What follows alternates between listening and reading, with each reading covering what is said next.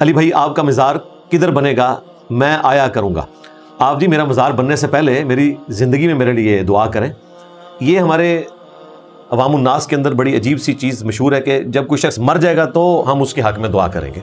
زندہ بندوں کو بھی دعاؤں کی ضرورت ہے، بلکہ زیادہ ضرورت ہے اس اعتبار سے کہ وہ اپنا قبلہ درست کر لیں۔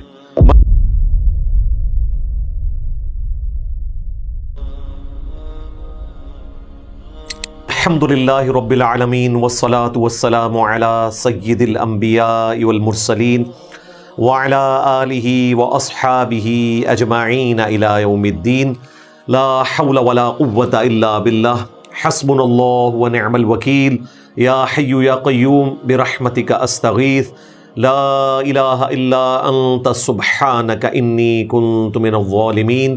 اللہم صلی علی محمد وعلی آل محمد واصحاب محمد وازواج محمد وامت محمد اجمعین الی یوم الدین، آمین۔ الحمدللہ آج 9 اگست 2026 کے question and answer session number 247 کی اسٹوڈیو ریکارڈنگ ہونے جا رہی ہے۔ اسٹوڈیو ریکارڈنگ نمبر یہ 16 ہے۔ آپ کے سوالات جو ہماری یوٹیوب کے چینل کی پوسٹ کے اوپر آئے تھے وہ ریٹن فارم میں میرے پاس آ چکے ہیں۔ اللہ کا نام لے کر شروع کرتے ہیں۔ رب اشرح لی صدری ویسر لی امری واحلل عقدۃ من لسانی یفقہوا قولی، آمین۔ علی بھائی آپ کا مزار کدھر بنے گا؟ میں آیا کروں گا۔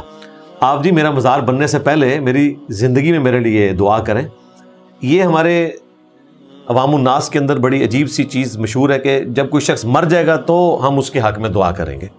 زندہ بندوں کو بھی دعاؤں کی ضرورت ہے، بلکہ زیادہ ضرورت ہے اس اعتبار سے کہ وہ اپنا قبلہ درست کر لیں۔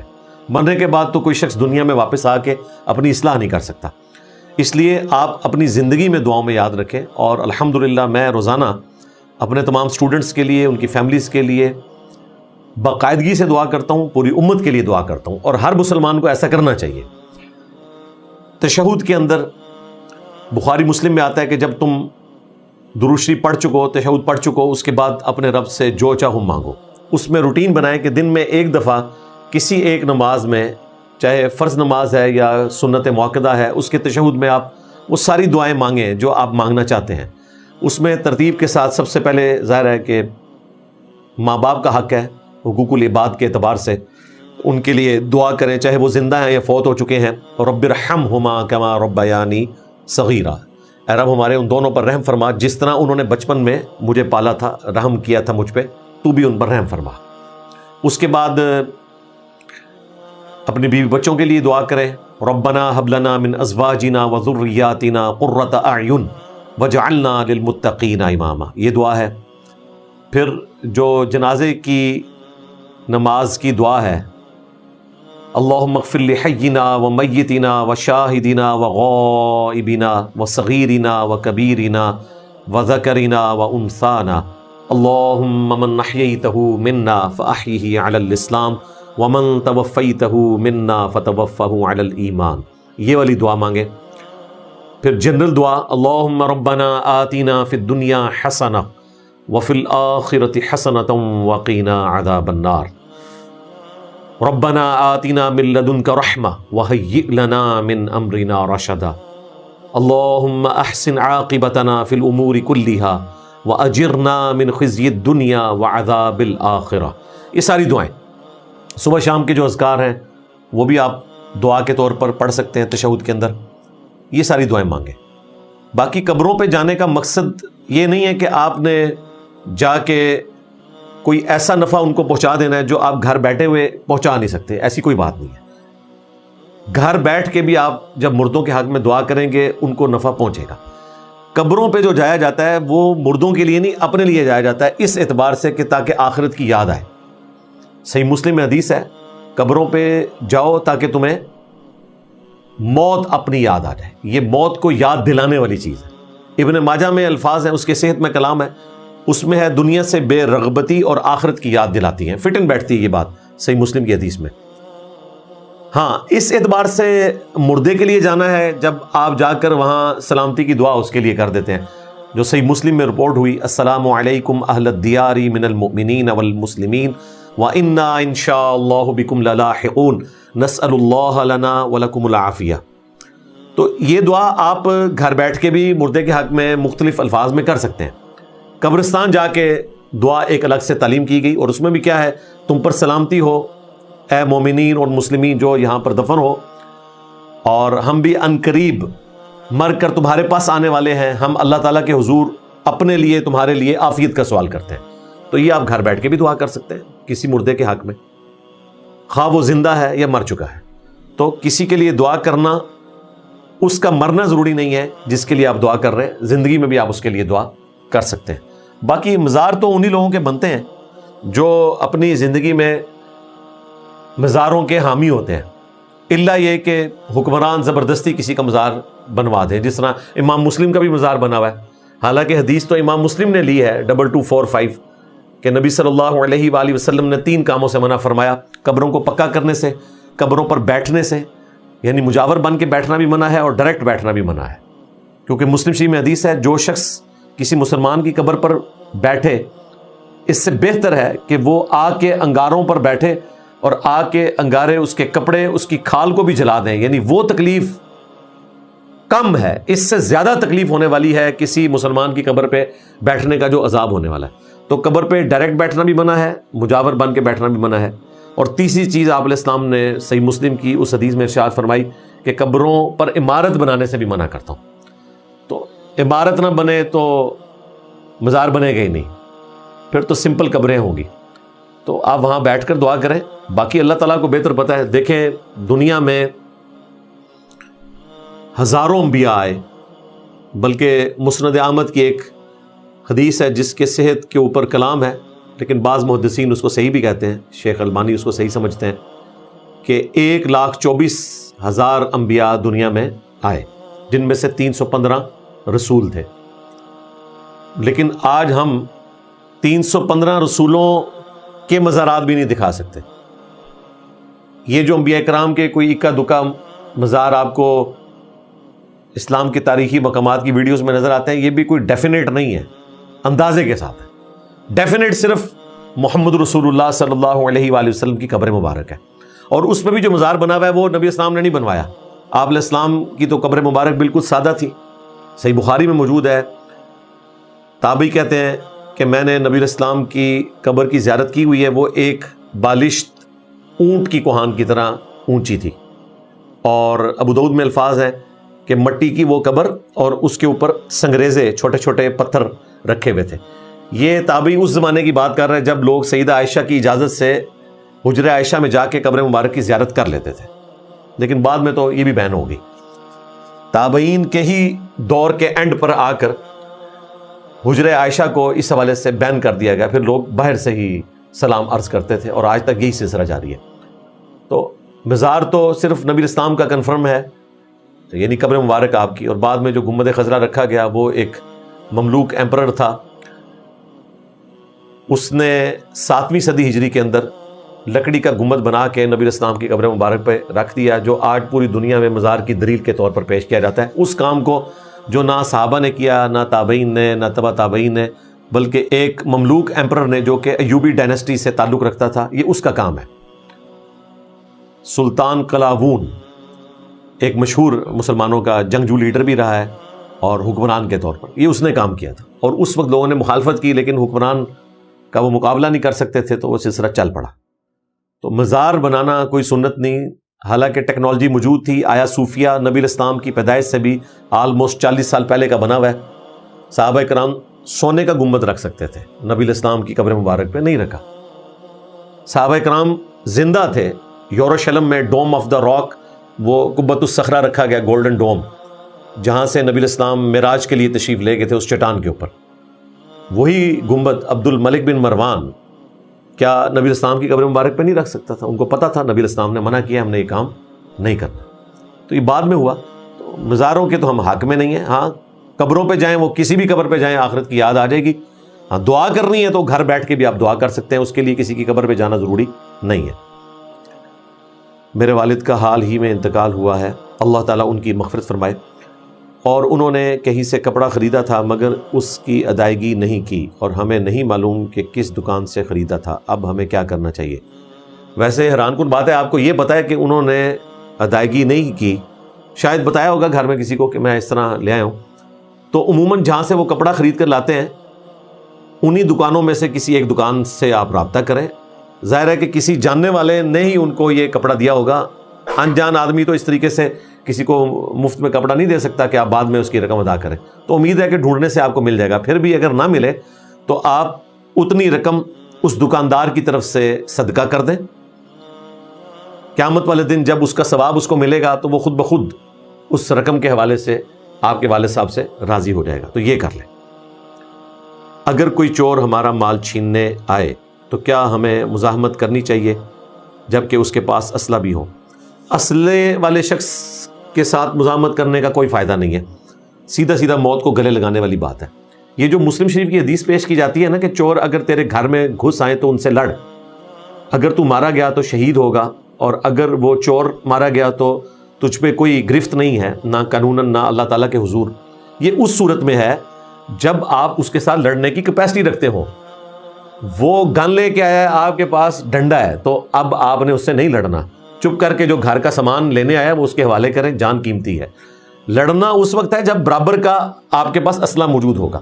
اگلے زمانوں میں اگر چور آتا تھا تلوار لے کر آئے گا، ظاہر ہے گولی تو نہیں چلائے گا، اور اگر آپ تلوار چلانا جانتے ہیں تو آپ مقابلہ کر سکتے ہیں، اور یہ بھی اعلیٰ ترین درجہ ہے اگر کوئی شخص اس طریقے سے کوئی کرنا چاہتا ہے، ادروائز یہ آپ کا رائٹ ہے کہ آپ لڑائی کریں یا نہ کریں۔ تو آج کل تو یہ حدیث اس طریقے سے صحیح مسلم کی امپلیمنٹ ہی نہیں ہوتی، کیونکہ اسلحہ والا شخص جو ہے اس کا مقابلہ ایک نہتا آدمی کر ہی نہیں سکتا، تو لڑے گا کیا؟ وہ تو مرے گا، لڑے گا نہیں۔ تو اس لیے بہتر یہ ہے کہ مرنے کی بجائے اور سو کالڈ لڑنے کی بجائے چپ کر کے سامان اس کے حوالے کریں اور بعد میں 15 پہ کال کریں، اور امید ہے کہ آپ کے لیے کوئی معاملہ بہتری کا ہو جائے گا۔ کیا جب کوئی تحفہ دے تو لینے سے پہلے اخلاقاً انکار کرنا چاہیے؟ ایک تحفہ ایسا ہے کہ جس کا انکار نہیں کرنا چاہیے، وہ صحیح بخاری میں موجود ہے۔ نبی صلی اللہ علیہ وآلہ وسلم کو اگر کوئی خوشبو تحفے میں دیتا تو آپ صلی اللہ علیہ وآلہ وسلم واپس نہیں کرتے تھے، اور صحیح مسلم میں حدیث ہے، آپ صلی اللہ علیہ وآلہ وسلم نے فرمایا کہ اگر کوئی شخص تمہیں خوشبو تحفے میں دے تو یہ کوئی زیادہ قیمتی تحفہ نہیں ہے، یہ عموماً یعنی ایک نارمل تحفے کی کیٹیگری میں فال کرتا ہے، تو وہ قبول کر لیا کرو۔ یعنی نبی اسلام نے مینشن کیا کہ چونکہ عام چیز ہے اس کو قبول کر لو۔ یہ نہیں ہے کہ ایک بندہ لا کے آپ کو مہنگی گاڑی گفٹ کر دیتا ہے اور پھر ضد لگا کے بیٹھ جاتا ہے اور کہتا ہے میں اس وقت تک نہیں اٹھوں گا جب تک یہ آپ گاڑی قبول نہیں کریں گے، کیونکہ نبی اسلام نے تحفہ لینے کا حکم دیا ہے۔ یہ اکثر لوگ آپ کو کہتے ہوئے نظر آتے ہیں، مجھے بھی بلیک میل کرنے والے بڑے لوگ آئے کہ جی نبی اسلام نے تو تحفہ قبول کرنے کا حکم دیا ہے، اور بھائی مسلم شریف کی اس حدیث میں الفاظ ہیں خوشبو کا تحفہ لے کر ہے، اور یہ بھی الفاظ موجود ہیں کہ یہ ایک عام چیز ہے جس کی اتنی زیادہ قیمت نہیں ہے تو اس کو قبول کر لو۔ گاڑیاں تو نہیں آپ نے تحفے میں قبول کرنی، ظاہر ہے پھر آپ تحفے قبول کریں گے تو ان کی مرضی کا دین ان کو بتائیں گے۔ یہ میں اس لیے بتا رہا ہوں کہ حاجی عبدالوہاب صاحب فوت ہو گئے رائے ونڈ والے، ان کے پاس بڑے والی گاڑی تھی، تو ہم نے پوچھا یار اتنی بڑی گاڑی انہوں نے کیسے خرید لی ہے؟ آپ تو بتاتے ہیں وہ تو فقر کی زندگی گزار رہے ہیں۔ وہ کہتے ہیں جی ایک چاہنے والا لے آیا تھا اور اس نے کہا تھا میں یہیں پہ اس کو آگ لگا دوں گا، یا تو آپ یہ تحفہ قبول کریں سنت کے مطابق یا میں اسے آگ لگا دوں گا، تو انہوں نے مجبوراً گاڑی لے لی۔ اندازہ کریں، یعنی جسٹیفیکیشن آپ ذرا سنیں۔ اس طریقے سے آپ تحفے لینا شروع کر دیں تو اس کا تو اینڈ کوئی نہیں ہوگا۔ باقی یہ ہے کہ آپ صلی اللہ علیہ وآلہ وسلم نے فرمایا کہ تحفہ دے کر جو واپس لیتا ہے وہ اس کتے کی مانند ہے جو اپنی کہہ کر کے چاٹ لے۔ یہ صحیح بخاری میں حدیث موجود ہے، اور جامع ترمذی میں اس کے ساتھ آگے الفاظ بھی موجود ہیں۔ آپ علیہ السلام نے فرمایا کہ والد اپنی اولاد کو تحفہ دے کر واپس لے سکتا ہے، اس کی ایکسیپشن ہے، اس کے سوا جو بھی تحفہ دے کر واپس لے تو گویا وہ اس کتے کی مانند ہے جو اپنی کہہ کو چاٹتا ہے۔ تو تحفہ آپ لیں لیکن زیادہ مہنگا نہ ہو، ضرور لیں۔ رہا یہ معاملہ کہ جی پہلے انکار کرنا چاہیے، خوشبو ہے تو آپ لے لیں، زیادہ مہنگی نہ ہو۔ اس کے علاوہ کوئی مہنگا تحفہ دیتا ہے تو پہلے بھی انکار کرنا ہے اور آخری وقت تک انکار ہی کرنا ہے، چاہے وہ کچھ بھی کرے۔ اس کو کہ یہ تحفہ آپ ہمیں نہ دیں، الا یہ کہ آپ کہ والد صاحب آپ کو کوئی گفٹ کر دیتے ہیں، آپ کا کوئی بھائی آپ کو گفٹ کر دیتا ہے جس کو اس سے کوئی فرق نہیں پڑتا، وہ آپ ضرور لے لیں۔ کیا جادو کسی کی روزی پر ہو سکتا ہے یا شادی میں بندش کروا سکتا ہے؟ نہیں کروا سکتا جی، نہ روزی میں کوئی بندش اس طرح کی ہو سکتی ہے نہ شادی میں ہو سکتی ہے۔ پاکستان میں جتنے ہاڈر عام قسم کے نوجوان ہیں انہوں نے اپنی روزگار کی بندش یا روزگار نہ ہونے کی وجہ سے رشتہ نہ ملنے کی بندش کو جادو کے اوپر ڈال دیا ہوا ہے. تو یہ بندش آپ نے خود اپنے اوپر کی ہوئی ہے. باقی تقدیر کے معاملات تو اللہ کو بہتر پتہ ہے. ظاہر ہے کہ استطاعت ہوگی تو آپ نکاح کریں گے. اگر آپ کے پاس استطاعت نہیں ہے تو آپ نکاح تو نہیں کر سکتے. یہ تو ایک نیچرل چیز ہے. اس طریقے سے نہ کوئی کسی کا رزق روک سکتا ہے، نہ کسی کے ساتھ کوئی ایسا معاملہ کر سکتا ہے کہ اس کی شادی بین ہو جائے. کیا گیس کمپریسر استعمال کر سکتے ہیں؟ حالانکہ حکومت نے منع کیا ہے. حکومت نے منع کیا ہے تو بالکل نہ کریں. حکومت منع نہ بھی کرے تب بھی گیس کمپریسر کے ذریعے جب آپ پورے محلے کی گیس کھینچ لیتے ہیں اپنے پاس، اور باقی لوگ جو ہیں گیس سے محروم ہو جاتے ہیں، تو حقوق العباد کا معاملہ بھی بن جاتا ہے. اس لیے بہتر یہ ہے کہ کمپریسر نہ لگائیں، آپ LPG کا سلنڈر خرید لیں. کیا غیر مسلموں کے ملک میں ان کے مطابق زندگی گزارنی چاہیے؟ ان کے مطابق سے مراد کیا ہے؟ مطلب ان کی جو غلط ایکٹیویٹیز ہیں ان کے مطابق، یا رولز اور ریگولیشنز؟ ظاہر ہے وہ تو آپ نے فالو کرنے ہیں. ٹریفک قوانین کی بھی آپ نے پابندی کرنی ہے. اسی طریقے سے باقی جو وہاں پر آپ نے ٹیکس وغیرہ ادا کرنے ہیں وہ تو آپ نے کرنے ہیں. رہی کوئی ایسی ایکٹیویٹی جو خلاف شرع ہو اور وہ آپ کو مجبوراً کرنی پڑ رہی ہے، تو پھر آپ وہ ملک چھوڑ کر کسی ایسے ملک میں ہیں جہاں آپ کو کوئی اس قسم کی ایکٹیویٹی نہ کرنی پڑے. رولز خواہ اسلامک کنٹریز کے ہوں یا غیر اسلامک کنٹریز کے، وہ آپ نے فالو کرنے ہیں. مثلا تجارت کرنے کے لیے کوئی شخص سمگلنگ کا سہارا لیتا ہے تو یہ ایک غیر قانونی چیز ہے، شرعاً بھی غیر قانونی ہے، اور پاکستان کے قانون میں بھی، باقی ملکوں کے قانون میں بھی یہ چیز غلط ہے. اس میں حقوق العباد کا معاملہ بھی ہو جاتا ہے، حق تلفی ہو جاتی ہے. ایک بندہ ٹیکس پے کر کے ایک چیز خرید کے لا رہا ہے، جب وہ بیچنے جائے گا تو ظاہر ہے اس کا پروفٹ کا مارجن تو بہت کم رہ جائے گا، کیونکہ ٹیکس چور یا کسٹم چوری کرنے والے لوگ جب اپنی چیز مارکیٹ میں لے کے آئیں گے وہ اتنی سستی داموں دے رہے ہوں گے کہ اس کا مقابلہ وہ رزق حلال کمانے والا تو کر ہی نہیں سکتا. ہو سکتا ہے جس پہ آپ بیچ رہے ہیں اتنی اس کو خرید پڑ رہی ہو، تو وہ نفع کیا کمائے گا؟ تو یہ آپ نے چیز دیکھنی ہے اس میں. میری بیٹی پیدا ہوئی، جب 2 ماہ کی ہوئی تو دوبارہ پریگنینسی ہو گئی. ہم نے پریگنینسی ضائع کروا دی. اب میں بہت پریشان ہوں، اس کا حل بتائیں. حل توبہ ہی ہے جی. اللہ تعالیٰ نے مفلسی کے ڈر سے اولاد کے قتل کو منع فرمایا قرآن پاک میں، خواہ وہ پریگنینسی کے دوران قتل ہو یا ڈیلیوری کے بعد قتل ہو، دونوں قتل ہیں. اس کی وجہ ہے کہ جب پریگنینسی ٹھہر جاتی ہے تو کسی درجے میں زندگی آ جاتی ہے. ایک استثناء ہو سکتا ہے کہ اگر کوئی پرہیزگار ڈاکٹر یہ ڈکلیئر کر دے کہ اس کی وجہ سے بچے کی ماں کو خطرہ ہے، تو پھر آپ ایز اے لاسٹ ریزارٹ اس طرح کی ایکٹیویٹی پرفارم کر سکتے ہیں. ادروائز جس کو شوق ہے وقفہ کرنے کا تو وہ میڈیکل طریقے اڈاپٹ کرے جس کے ذریعے وقفہ کیا جا سکتا ہے. کیا ذمہ داری اٹھانے کے ڈر سے شادی نہ کرنا قیامت کے دن حساب مشکل ہوگا؟ ایسا کرنا صحیح ہے؟ دیکھیں اگر اس طرح کرنا شروع کر دے تو اس کا تو کوئی اینڈ نہیں ہونے والا. یہ تو آپ کا امتحان ہے، آپ امتحان گاہ سے ہی اٹھ کر بھاگنا چاہتے ہیں تو اس کا اینڈ کوئی نہیں ہے. اگر ایسا ہی ہوا ہوتا تو آپ بھی دنیا میں تشریف نہ لائے ہوتے. اگر آپ کے ماں باپ شادی سے پہلے یہ طے کر لیتے کہ آخرت میں جواب دہی ہے، تو آپ کا دنیا میں آنا اس بات کا ثبوت ہے کہ یہ خلاف شرع بھی ہے اور خلاف عقل بھی ہے. جو اللہ تعالیٰ نے انسان کو بیسک انسٹنکٹ دی ہے، جس کی وجہ سے ہم یہ سمجھتے ہیں کہ اللہ تعالیٰ نے نو انسانی کے چلنے کا جو ذریعہ ایک خاندان کو بنایا ہے، اگر اس کو فالو نہ کیا جاتا تو آج دنیا میں انسان آباد ہی نہ ہوتے، سارے ماری جاتے. جو پہلے آباد تھے بس وہی رہتے اگر یہ معاملات آگے نہ چلتے. تو اس ڈر سے شادی نہ کرنا کہ آخرت میں پکڑ ہوگی، اس کی بنیاد کے اوپر ایک سنت سے محروم رہنا اور اپنے آپ کو آزمائش میں ڈالنا، یہ بالکل غلط ہے.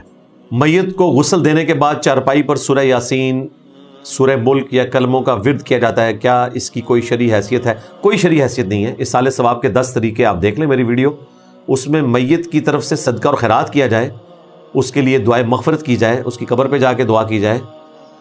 یہ وہ ساری چیزیں ہیں جو قرآن و سنت سے ثابت ہیں. باقی اس قسم کی ایکٹیویٹیز پرفارم کرنا یہ کوئی ثابت نہیں ہے. میں CA کی تعلیم شروع کر رہا ہوں، اس میں ٹرانزیکشنز لکھتے ہوئے سود کی ریڈنگ لکھنا گناہ تو نہیں؟ ظاہر ہے یہ تعلیم کے طور پر ہے، اس طرح کی ایکٹیویٹی کرنے کو ہم گناہ کی کیٹیگری میں فال نہیں کرتے جب تک کہ آپ لوگوں کو سودی قرضوں کے اوپر ابھارنا نہ شروع کرتے. اسی طریقے سے CA کی تعلیم جن لوگوں نے حاصل کی ہے اور وہ آڈیٹر کے طور پر کسی کمپنی میں جاتے ہیں اور اس کے ذریعے اپنے رزق کا بندوبست کر رہے ہیں تو وہ بالکل جائز ہے، کیونکہ وہ حساب و کتاب کر رہے ہیں، نہ یہ کہ وہ لوگوں کو سود کے اوپر ابھار رہے ہیں، ڈائریکٹلی وہ اس میں انوالو نہیں ہے۔ کیا عمرہ کرنے کے بعد بغیر احرام کھولے جدہ آ کر بال کٹوا سکتے ہیں؟ جی، اس دوران پھر آپ نے احرام کی پابندیوں کا خیال رکھنا ہے، یہ ذہن میں رکھیے گا، اور یہ مشکل ہوگا جب تک کہ آپ خود اس کو یاد نہ رکھیں، کیونکہ آپ بے فکر ہو کے گاڑی میں بیٹھے ہوئے ہوں گے اور عین ممکن ہے کہ آپ شرعی حدود کو کراس کر دیں۔ اس لیے بہتر یہ ہے کہ اس میں سے آپ نے نکالنا کیا ہے، کتنی دیر لگتی ہے بال کٹوانے میں۔ وہاں تو آپ کو ایسے لوگ بھی مل جائیں گے کہ جو پیسے نہ ہونے کی صورت میں مفت میں آپ کا حلق کر دیں گے، ایسے لوگ بھی مل جائیں گے۔ بہرحال اگر آپ گھر آ کے کرنا چاہتے ہیں تب بھی درست ہے۔ زکوٰۃ سونے کے نصاب پر ہوگی یا چاندی کے نصاب پہ؟ اگر تو آپ کے پاس صرف چاندی ہے تو چاندی کے نصاب پہ ہوگی 52.5 تولے۔ اگر صرف سونا ہے آپ کے پاس تو ظاہر ہے سونے کے نصاب کے اوپر ہوگی 7.5 تولے۔ سونا اور چاندی مکس ہو گیا تو علماء یہ کہتے ہیں کہ جی آپ نے چاندی کے نصاب کو لے کے چلنا ہے۔ اب چاندی کا نصاب جو ہے وہ تو 1 تولے سونے کے اوپر پورا ہو جائے گا، تو یہ بات بالکل غلط ہے۔ اس کی وجہ یہ ہے کہ اگر کسی کے پاس بھینسیں ہیں، اونٹ ہیں، گائے ہیں، بکریاں ہیں، تو ان کو مکس تو نہیں کیا جائے گا، ہر ایک کی کیٹیگری الگ سے تصور ہوگی۔ جس طرح کہ بخاری میں حدیث ہے کہ 5 سے کم اونٹوں کے اوپر زکوٰۃ نہیں ہے۔ اب کسی کے پاس 4 اونٹ ہیں اور باقی بکریاں اتنی ہیں کہ ان کی قیمت 1 اونٹ کے برابر بن جاتی ہے، تو آپ اس کو مکس کر کے کہیں گے کہ جی 5 اونٹوں کے ایکویلنٹ جو زکوٰۃ ہے وہ دیں گے، تو یہ علماء آپ کو بتائیں گے نہیں، ایسا نہیں ہوگا، وہ تو کیٹیگری الگ ہے۔ تو سونے کی کیٹیگری الگ ہے، چاندی کی الگ ہے۔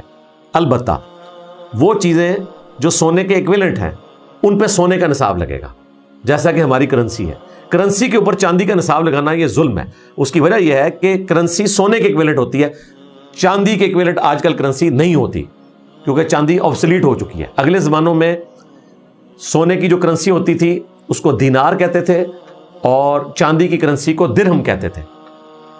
دینار سونے کا آپ دنیا میں کہیں پر بھی لے کر چلے جائیں، اس کی جو فیس ویلیو ہے وہ وہی ہوتی تھی جو اس کی انٹرنسک ویلیو ہے، جو اس کے اندر چھپی ہوئی ہے۔ لیکن آج اس طرح نہیں ہے، جو ڈالر کی ویلیو ہے وہ کسی درجے میں ہو سکتی ہے، باقی کرنسیز تو اگر دوسرے ملک قبول نہ کریں تو وہ کاغذ کا ایک نوٹ ہے، اس کی فیس ویلیو ضرور ہے، انٹرنسک ویلیو کوئی نہیں ہے۔ لیکن سونے کا اگر آپ کے پاس دینار ہے، اس کی انٹرنسک ویلیو بھی ہے، یعنی اس کے اندر چھپی ہوئی بھی، اور فیس ویلیو بھی ہے، دونوں چیزیں۔ اب چونکہ دینار ختم ہو چکے، درہم ختم ہو چکے، کرنسی نوٹ آ گئے، تو اب معاملہ ذرا ڈیفرنٹ ہو چکا ہے۔ کرنسی نوٹ چونکہ سونے کے ایکویلنٹ ہے، لہٰذا اس کے اوپر سونے کا حکم لگے گا۔ یہ نہیں ہے کہ 52.5 تولے چاندی کے برابر کسی کے پاس کرنسی ہے تو وہ زکوٰۃ دینا شروع کر دے گا۔ زکوٰۃ کے احکامات پہ مسئلہ 95B میرا دیکھ لیں تفصیل کے ساتھ۔ رسول اللہ صلی اللہ علیہ وآلہ وسلم نے فرمایا، اللہ سے دنیا اور آخرت دونوں میں بھلائی مانگو، لیکن آپ صلی اللہ علیہ وآلہ وسلم نے اللہ سے دعا کی کہ آل رسول کو صرف اتنا رزق دینا کہ ان کے جسم اور روح کا تعلق باقی رہے۔ تو آپ علیہ السلام نے دنیا اور آخرت دونوں میں رزق کیوں نہیں مانگا؟ تو مانگا ہے نا بھائی، آپ علیہ السلام نے رزق اتنا تو مانگا ہے نا کہ روح اور جسم کا رشتہ برقرار رہے، یعنی آپ نے ایکسیسو دولت نہیں مانگی۔ دنیا میں وقت گزارنے کے لیے سبسسٹنس لیول پہ جتنی بھلائی چاہیے اس کا سوال تو آپ نے اللہ تعالیٰ سے کیا ہے۔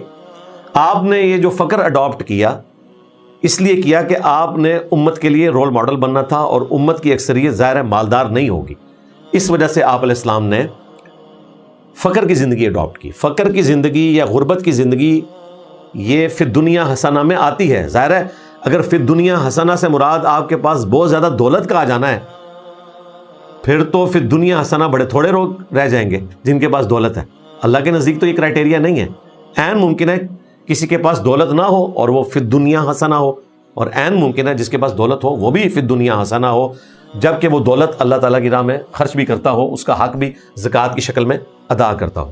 لہٰذا آپ نے یہ جو کنسیو کیا یہ غلط ہے۔ نبی الاسلام اگر بالکل فاقہ کشی کرنا شروع کر دیتے اور رزق کا استعمال بند کر دیتے پھر آپ کی بات درست ہوتی۔ بخاری میں تو یہاں تک آیا نبی الاسلام جب غار حرا میں جاتے تھے تو سیدہ خدیجہ آپ کو کھانا ٹفن میں باندھ کے دیتی تھی۔ آپ کے پیر فقیر جو ہیں وہ جنگلوں کے پتے کھاتے تھے، لیکن نبی الاسلام اپنے گھر سے کھانا لے کر جاتے تھے، اور آپ کے پیر فقیر تو بغیر کھائے پیے زندہ رہتے تھے، لیکن نبی الاسلام اپنا کھانا گھر سے خود لے کر جاتے تھے تاکہ امت کو یہ سبق دیں کہ یہ جو کہانیاں آپ کو بعد میں کرائی جائیں گی یہ ساری فراڈ ہے۔ لوگ کہتے ہیں کہ لیٹتے وقت شمال اور مغرب کی جانب پاؤں نہیں کرنے چاہیے، اس سے گناہ ہوتا ہے، اس بارے میں اسلام کیا کہتا ہے؟ اسلام نے تو کوئی اس قسم کی ممانعت نہیں کی، ایون اس قسم کی ممانعت تو قبلہ رخ پاؤں کرنے کے لیے بھی نہیں آئی، وہاں پہ بھی قبلہ رخ پیشاب کرنے کی ممانعت آئی ہے صحیح بخاری میں، یا بخاری مسلم میں نبی علیہ السلام نے مسجد کی وہ دیوار جو قبلے کی جانب ہے اس پہ ایک تھوک لگا ہوا دیکھا تو آپ ناراض ہوئے، اپنے مبارک ہاتھوں سے صاف کیا، اور آپ نے فرمایا جب کوئی شخص نماز کے لیے کھڑا ہوتا ہے تو اس کا رب اس کے سامنے ہوتا ہے، تو یہ والی ایکٹیویٹی پرفارم نہ کرو، بلکہ آپ علیہ السلام نے اس امام کو پھر امامت سے اتار دیا تھا جس نے یہ تھوک پھینکا تھا، یعنی اس چیز کو آپ نے ناپسند فرمایا۔ تو قبلہ رخ تھوکنا یہ بھی ناپسندیدہ ہے، پیشاب کرنا بھی ناپسندیدہ ہے، پاؤں قبلہ رخ ہونا اس کے بارے میں کوئی حدیث نہیں ملتی۔ ہاں کوئی شخص احتیاط کرنا چاہتا ہے ضرور کرے، لیکن گناہ کی کیٹیگری میں یہ فال نہیں کرتا، اور بس اوقات یہ مجبوری بھی بن جاتا ہے، جس طرح کہ ایسا مریض جو شخص اٹھ نہ سکتا ہو اور ہر وقت بستر پہ لیٹا ہوا ہو، جب اس نے نماز پڑھنی ہے اس نے پاؤں قبلہ رخ ہی کرنے ہیں۔ اس کا طریقہ تو وہ لوگ بھی بتاتے ہیں جو قبلہ رخ پاؤں کرنے کو گناہ سمجھتے ہیں کہ جی آپ اس کے پاؤں قبلہ رخ کریں اور ہلکا سا اس کا سر اٹھائیں، اس کے نیچے تکیہ رکھیں تاکہ اس کا چہرہ قبلہ رخ ہو جائے اور وہ نماز اشارے سے ادا کر سکے۔ تو یہ چیز وہ لوگ بھی مانتے ہیں جو قبلہ رخ پاؤں کرنے کے قائل نہیں ہیں، تو قبلہ رخ پاؤں کرنا گناہ کی کیٹیگری میں فال نہیں کرتا۔ ہمارے ہاں تو پنجاب میں اس سے بھی بڑی چیز مشہور ہے کہ اگر کوئی شخص قبلہ رخ پاؤں کر کے سویا ہوا ہے تو اس کو جگا دو، اور اگر اس نے پاؤں بغداد شریف کی طرف کیے ہوئے ہیں تو پاؤں کاٹ دو۔ کہتے ہیں اتنی بڑی گستاخی ہوگی ہے، پاؤں کاٹ دو اس کے۔ بالکل مشہور ہے یہ۔ پاؤں اس لیے کاٹ دو کہ جو بغداد شریف والے بزرگ تھے نا، انہوں نے لوٹے کی ٹوٹی سیدھی نہ ہونے کے اوپر اپنا مرید جلا کے راکھ کر دیا تھا، تو وہی والا جلال میرا خیال ہے عبد القادر جیلانی کے ماننے والوں میں بھی ٹرانسفر ہو گیا ہے کہ لوگوں کے پاؤں کاٹ دینا، لیزر مار کے جلا کے راکھ کر دینا۔ اچھا یہ باتیں جب ہم کرتے ہیں نا، لوگ کہتے ہیں جی آپ عبد القادر جیلانی کی توہین کر رہے ہیں۔ مجھے اگلے دنوں ایک بندے کی ای میل آئی کہ جی آپ عبد القادر جیلانی رحمۃ اللہ علیہ کا نام ذرا احترام سے لیا کریں۔ جی نام احترام سے لیتے ہیں، ان کو آپ کرٹیسائز نہ کیا کریں اس طرح کے معاملات کے اوپر۔ بھائی کیوں نہ کرٹیسائز کریں؟ ان کے جو کسٹوڈین ہیں، جو ان کی جائز روحانی اولادیں ہیں، جب وہ خود مان رہے ہیں کہ وہ یہی کچھ تھے تو ہم کرٹیسائز کریں گے نا ان کی ایکٹیویٹیز کو، بتائیں گے کہ انہوں نے غلط کام کیا، مرید کو جلا کے راکھ کر دیا، اور قرآن پاک میں آیا جس نے ایک مؤمن کو ناحق قتل کیا وہ ہمیشہ کے لیے جہنم میں ہے۔ یہ وعید ان پہ فٹ ہوتی ہے۔ موسیٰ علیہ السلام سے غلطی سے بندہ مر گیا تھا، مارا نہیں تھا لیزر مار کے، لڑائی چھڑوائی تھی، مکہ مارا تھا، اور مکہ قتل کرنے کا انسٹرومنٹ نہیں ہے، پھر بھی بندہ مر گیا تو قرآن پاک میں آیا موسیٰ علیہ السلام نے اس عمل کو شیطان کی طرف منسوب کیا، اللہ سے معافی مانگی، اللہ نے معاف کر دیا۔ پھر بھی بخاری مسلم میں آیا قیامت والے دن جب لوگ سفارش کے لیے ان کے پاس جائیں گے، وہ کہیں گے مجھ سے دنیا میں بندہ مر گیا تھا، آج اللہ تعالیٰ جلال میں ہے، مجھے آج اپنی فکر ہے۔ تو مجھے بتائیں اگر موسیٰ علیہ السلام کو اپنی فکر ہے تو عبد القادر جیلانی کو اپنی فکر نہیں ہوگی؟ انہوں نے تو جان بوجھ کے بندہ مارا ہوا ہے۔ اب اس میں صفائیاں ان کی طرف سے دینا کہ نہیں وہ بڑے اچھے تھے، بعد والوں نے ان کی طرف غلط چیزیں منسوب کر دی، تو بھائی یہ ذمہ داری آپ پوری کریں۔ میری نہ ان کے ساتھ کوئی رشتہ داری ہے، نہ کوئی دشمنی ہے، نہ کوئی دوستی ہے، میں خام خواہ ایسے بندے کی وکالت کیوں کروں جو ناحق اپنے مریدوں کو قتل کرتا تھا؟ قیامت والے دن اگر اللہ نے مجھ سے پوچھ لیا کہ تیرے پاس کون سی ایسی دلیل تھی کہ تو اس کی طرف سے جھوٹا دفاع کرتا رہا جبکہ اس نے تو بندہ مارا ہوا تھا، تو میرے پاس کوئی جواب نہیں ہے، لیکن اس بات کا جواب میں دے سکتا ہوں کہ مجھ سے اگر پوچھا گیا کہ تیرے سامنے تو بندہ نہیں مارا تھا، تو میں جواب دوں گا کہ یا اللہ ان کے جو کسٹوڈین تھے انہوں نے میرے تک یہی بات پہنچائی تھی، تیری کتاب میں، تیرے نبی علیہ السلام کی احادیث میں تو ان کا ذکر موجود نہیں تھا۔ ہاں جن کا ذکر وہاں پر ملتا ہے ان کے بارے میں ہم نے کوئی اس طرح کا رویہ اڈاپٹ کیا ہو تو ہماری ضرور گرفت کریں، تو انشاءاللہ تعالی ہمارا یہ مقدمہ اللہ تعالیٰ کی بارگاہ میں بھی ثابت ہو جائے گا سچا، جس طرح ہماری ویڈیوز میں ثابت ہو رہا ہے۔ تو ہمیں کوئی تکلیف نہیں ہے کہ ہم لوگوں کی طرف سے جھوٹا دفاع کرنا شروع کر دیں۔ اور میں آپ کو بتاؤں دوسروں کے بزرگوں کے لیے ان کا ایٹیچیوڈ یہی ہے۔ کیوں نہیں جھوٹا دفاع کرتے بریلوی اشرف تھانوی کا، جس نے 2000 کتابیں لکھی ہیں؟ وہ کہتے ہیں ہمیں کیا ضرورت پڑی ہوئی ہے اس کی طرف سے دفاع کریں۔ کیوں نہیں دیوبندی دفاع کرتے اعلیٰ حضرت بریلوی کا؟ وہ کہتے ہیں ہمیں کیا ضرورت پڑی ہوئی ہے کہ ہم دفاع کریں؟ ہم کہتے ہیں جی انہوں نے یہ خدمات کی اسلام کے لیے، قادیانیت کے خلاف آواز اٹھائی، اسی طریقے سے آپ کے بزرگوں کی گستاخیاں ہائی لائٹ کی۔ جن کی وجہ سے آپ منہ چھپاتے پھرتے ہیں، تو وہ کہتے ہیں نہیں جناب ہمیں کوئی چیز مجبور نہیں کرتی، ہم خام خواہ ان کا دفاع کرتے ہیں. تو ہمیں بھی کوئی مجبور نہ کرے کہ جن بزرگوں کا تعارف ان کی کتابوں سے، ان کے ماننے والوں سے اتنا ورسٹ ہوا ہے کہ وہ کتاب و سنت کے خلاف ہے، ہم خام خواہ ان کی طرف سے چمچہ گیری کرنا شروع کرتے ہیں. ہمارا ٹائم اس سے زیادہ قیمتی ہے. ہم نے اگر دفاع کرنا ہے تو اس کا کرنا ہے جس کی قبر مدینے میں ہے صلی اللہ علیہ وآلہ وسلم، یا ان کے جانثار صحابہ کرام اور اہل البیت علیہم السلام کا کرنا ہے. بعد والے جو لوگ ہیں آپ کے نزدیک کوئی بزرگ ہو سکتا ہے، ہم کوئی پابند نہیں کسی کو بزرگ ماننے کے لیے، البتہ جن کی اسلام کے لیے کنٹریبیوشن ہے اس حوالے سے کہ دین ان کے اوپر کھڑا ہے، جس طرح کے محدثین ہیں، ظاہر ہے کہ ان کے اوپر دین کھڑا ہے، اللہ تعالیٰ نے ان کے ذریعے دین کی اشاعت کا معاملہ کیا، ان کا ہم دفاع کرتے ہیں، ان کی کتابوں کا بھی دفاع کرتے ہیں. جن لوگوں نے کلمہ پڑھایا اور لوگوں کو مسلمان کیا تو اللہ سے اجر پائیں گے. اور ڈاکٹر ذاکر نائک نے الحمدللہ انڈائریکٹلی 11 لاکھ کے قریب لوگوں کو مسلمان کیا. الجزیرہ کی یہ رپورٹ ہے. اور کسی بریلوی نے ان کو ولی اللہ سلطان الہند نہیں مانا. کیوں؟ وہ کہتے ہیں کہ جناب کسی کو کلمہ پڑھانا بزرگی کی دلیل نہیں ہے. تو بھائی اگر ڈاکٹر ذاکر نائک کی وجہ سے 11 لاکھ لوگ مسلمان ہوں تو اس کی بزرگی کی دلیل نہیں ہے، تو معین الدین چشتی یا علی حجویری یا عبد القادر جیلانی ان کا کسی کو مسلمان کرنا بزرگی کی دلیل کہاں سے ہو گیا؟ کہتے ہیں نہیں جی ڈاکٹر ذاکر نائک کے عقیدے درست نہیں ہیں. تو ہم کہتے ہیں آپ کے بزرگوں کے وہ عقیدے جو آپ بتا رہے ہیں ان کی کتابوں میں لکھے ہیں وہ بھی درست نہیں ہے. لو سامو. انسان کو ہمیشہ حرام میں لذت کیوں محسوس ہوتی ہے؟ دیکھیں دنیا میں اللہ تعالیٰ نے ایسی چیزوں میں لذت رکھی ہے جو آخرت میں انعام بننے والی ہے، لیکن دنیا میں ٹیسٹ کے طور پر ان لذتوں کو بین کر دیا ہے. ان میں سے بعض لذتیں ایسی ہیں جن کے لیے اللہ تعالیٰ نے تھوڑا سا وے آؤٹ بھی نکال دیا ہے. جس طرح کوئی شخص اپنی شہوت کی تسکین کے لیے نکاح کرے، اللہ تعالیٰ نے اجازت دے دی. ایک مرد کو 4 تک شادیاں کرنے کی اجازت دے دی، اس سے زیادہ نہیں. اس کے بعد بین کر دیا. ہاں جنت میں اس طرح کا کوئی بین نہیں ہے.